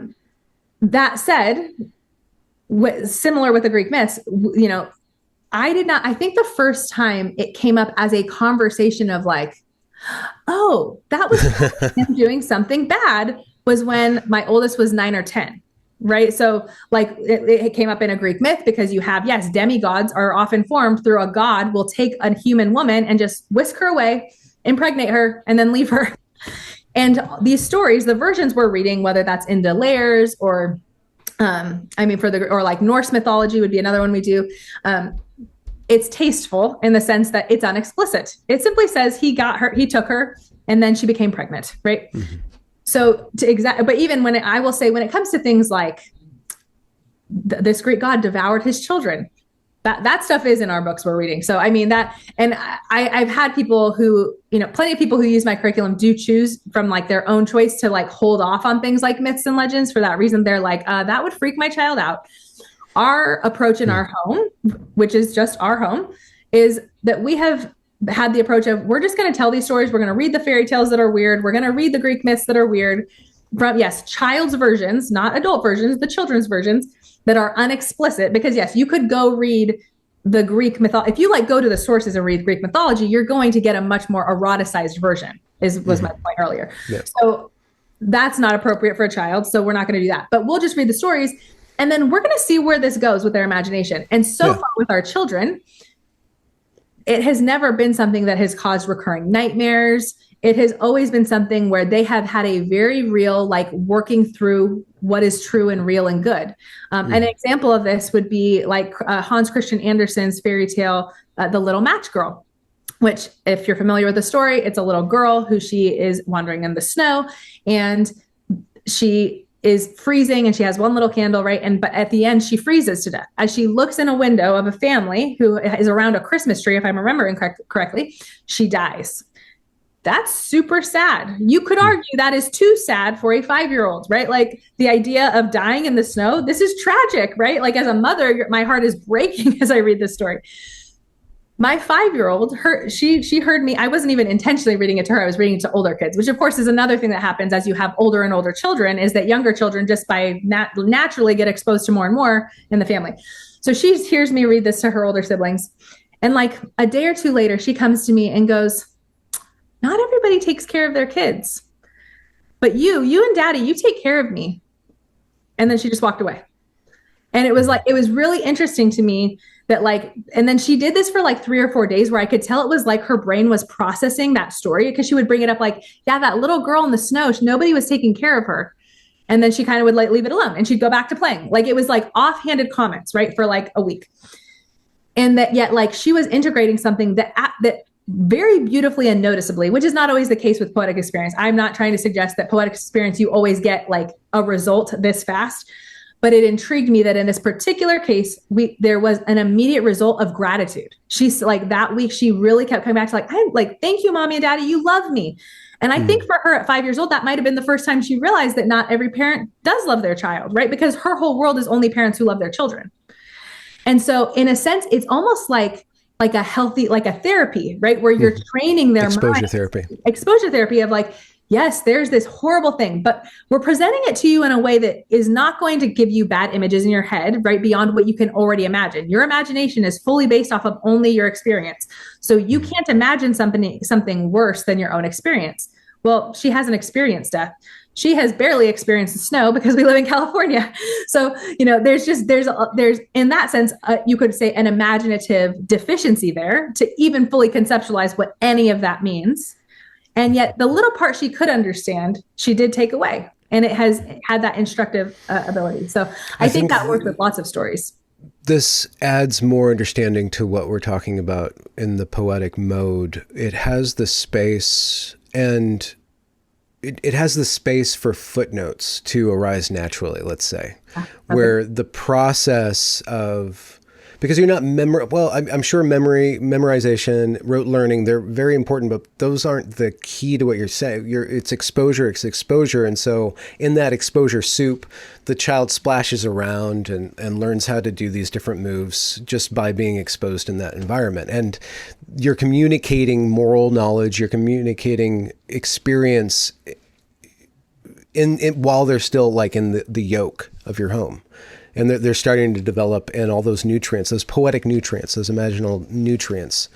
Those noetic nutrients are just something that they're naturally, because of how awesome human beings are, they're absorbing, and then they're processing, and then they're communicating it back to you. And because you guys are practicing listening, you're already keyed in, you yourself are already keyed into listening to your children, and they're keyed into listening to things that you're not even paying attention to. Yeah. That's coming out of you.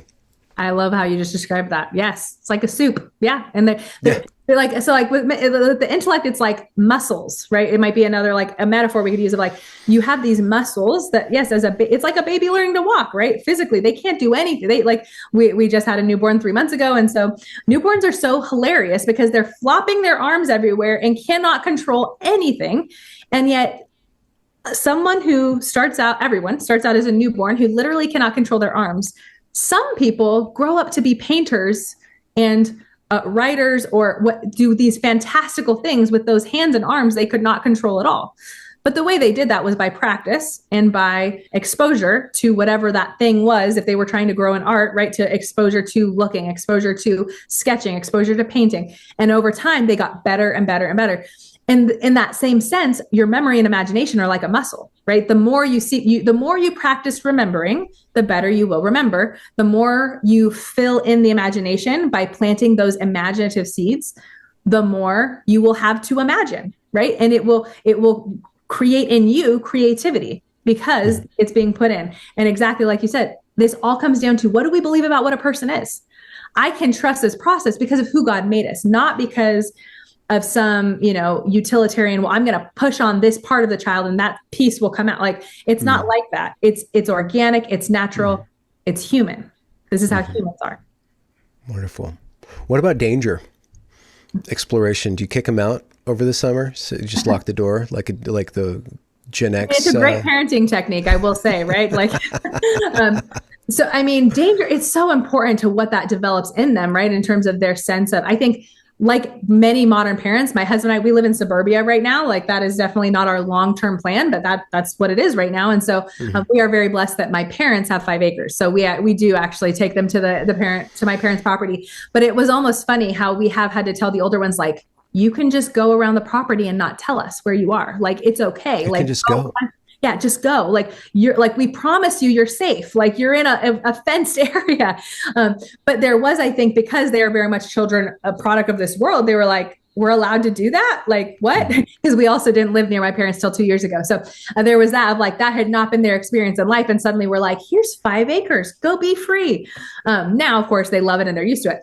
But I think, I was at my friend's homestead last week, and she kind of similarly has this property that kind of just has like nooks and crannies. And I was like, you know what I love about your property? That your boys could like go have some time where mom is not breathing down their necks, because she has all these sons, but even daughters. I'm like, that's such an essential part of childhood that modern children sometimes go their entire childhood without. And so, it's interesting to me because one of the core knowledge streams we have in the children's tradition, because our core text is that 1,000 Good Books list, is a stream called adventure novels. And adventure novels is, the Swiss Family Robinson, so things like that, where it's like, Huckleberry Finn, go out, enter this imaginative world where, you're Tom Sawyer living on an island for days with no adults around, right? And we're giving them that almost like an imaginative experience of adventure that, yes, personally, I'm not going to let my, 11-year-old go out and live on an island by himself for a few days. Not yet, anyway. If we lived somewhere else, maybe it'd be more of an option. But all that to say, I think that is such a aspect of poetic experience, particularly for boys. I think how it plays out with boys and girls is not the same. I think there is a sense in which we need to be tested. We need to be pushed. We need to experience risk. How men and women experience risk, or what type of risks men and women need to experience to become men and women, is not identical. But it is needed, right? There has to be a sense of, this is risky here. I could lose something. I could get hurt. And all of us need that, the willingness to get bumped and bruised sometimes, to let our children climb a tree when they could fall out and break their arm, is essential, because so my family, to go on a side note, my family and because of my husband, we love Alex Honnold, who did the free climb of El Capitan.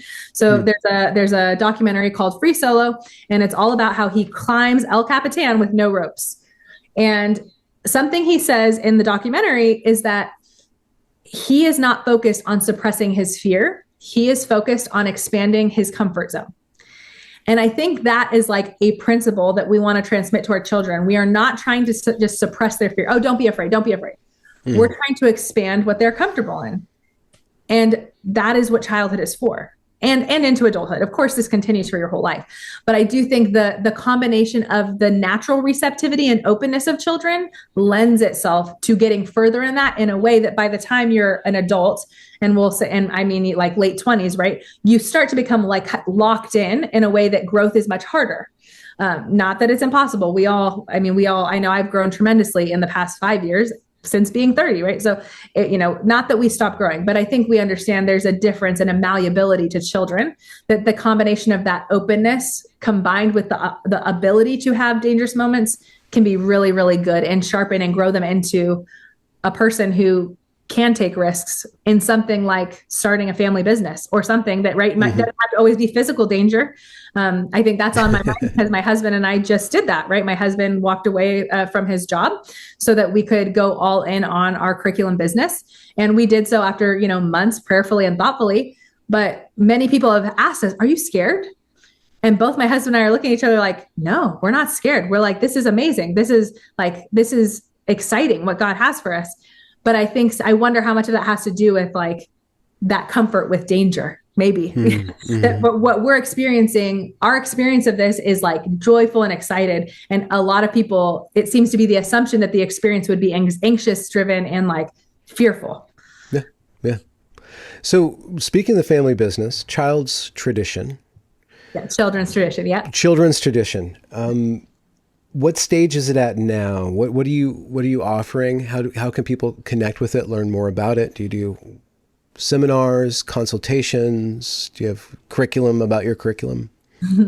Yeah, so we have a YouTube channel, The Children's Tradition, that has a conference that I did in the spring. So they're welcome to go watch that. That's just free, available on YouTube. The curriculum as it stands is it's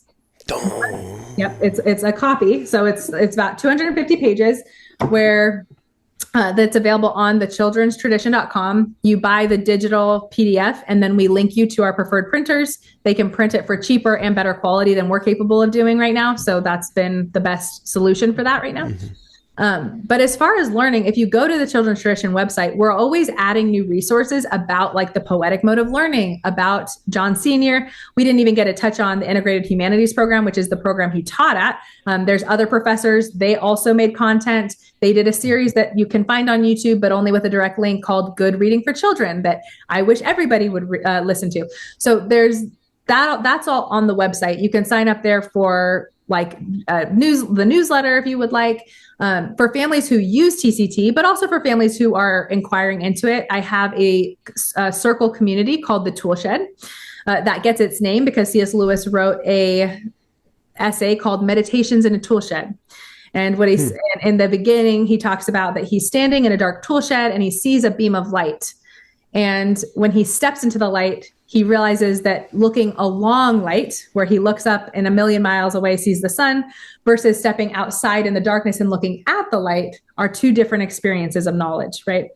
And so with the poetic, we would say that the poetic mode is comparable to looking along the beam of light. You're stepping into the beam, into the glory of a thing, you could say. So that's where we get the name, that we're all in the tool shed. We're all learning to look along the beam together as families. And so there's a welcome mat, which is a free area where people can just ask questions about the curriculum. Sometimes they'll, post a question like, I'm doing this curriculum and I want to know about those of you who used to do that one and why did you switch, right? It might be as practical as that. But then within a paid area, which is $12 a month, there's sections that completely correspond to the curriculum as it was written. So the curriculum is written first philosophy. So we have an area to discuss philosophy, educational philosophy specifically, but this is talking about who is God and who is man. So it can get broad. And then there's a section, knowledge of man. So that would be history, literature, poetry, etc. And then knowledge of the universe, which would be nature study, stargazing, arithmetic. And so that's the toolshed is ordered that way so that people can then go into that area and ask questions pertaining to that particular topic. And so that's kind of the landing page for people who are using it or have questions about it. And then I'm always accessible by email at amanda@thechildrenstradition.com. So I'll link all the links down in the link drawer below the episode. But what's a circle community? This is the first time I've heard of this. Yeah, so it's a private social network. So you can basically set it up. I mean, I'm not really on Facebook a whole lot, but I think it's like Facebook, but no ads and no weird, it's closed, right? So it's a closed community that has only your people, but it has a feed. So you can read the feed, or you can go into different spaces is what they're called. So I forgot to mention, I also teach classes there. So the book Poetic Knowledge by James Taylor, I'm teaching through that book in there. So people can watch that class. There's something started by the moms in the Toolshed, not by me, called the Mother's Tradition.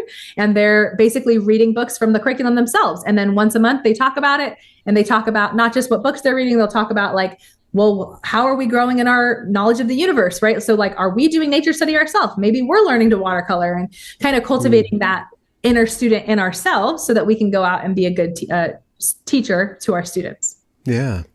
Amanda, I'm so grateful that we got to connect, and this conversation has been very enriching on a number of different vectors. So I really appreciate.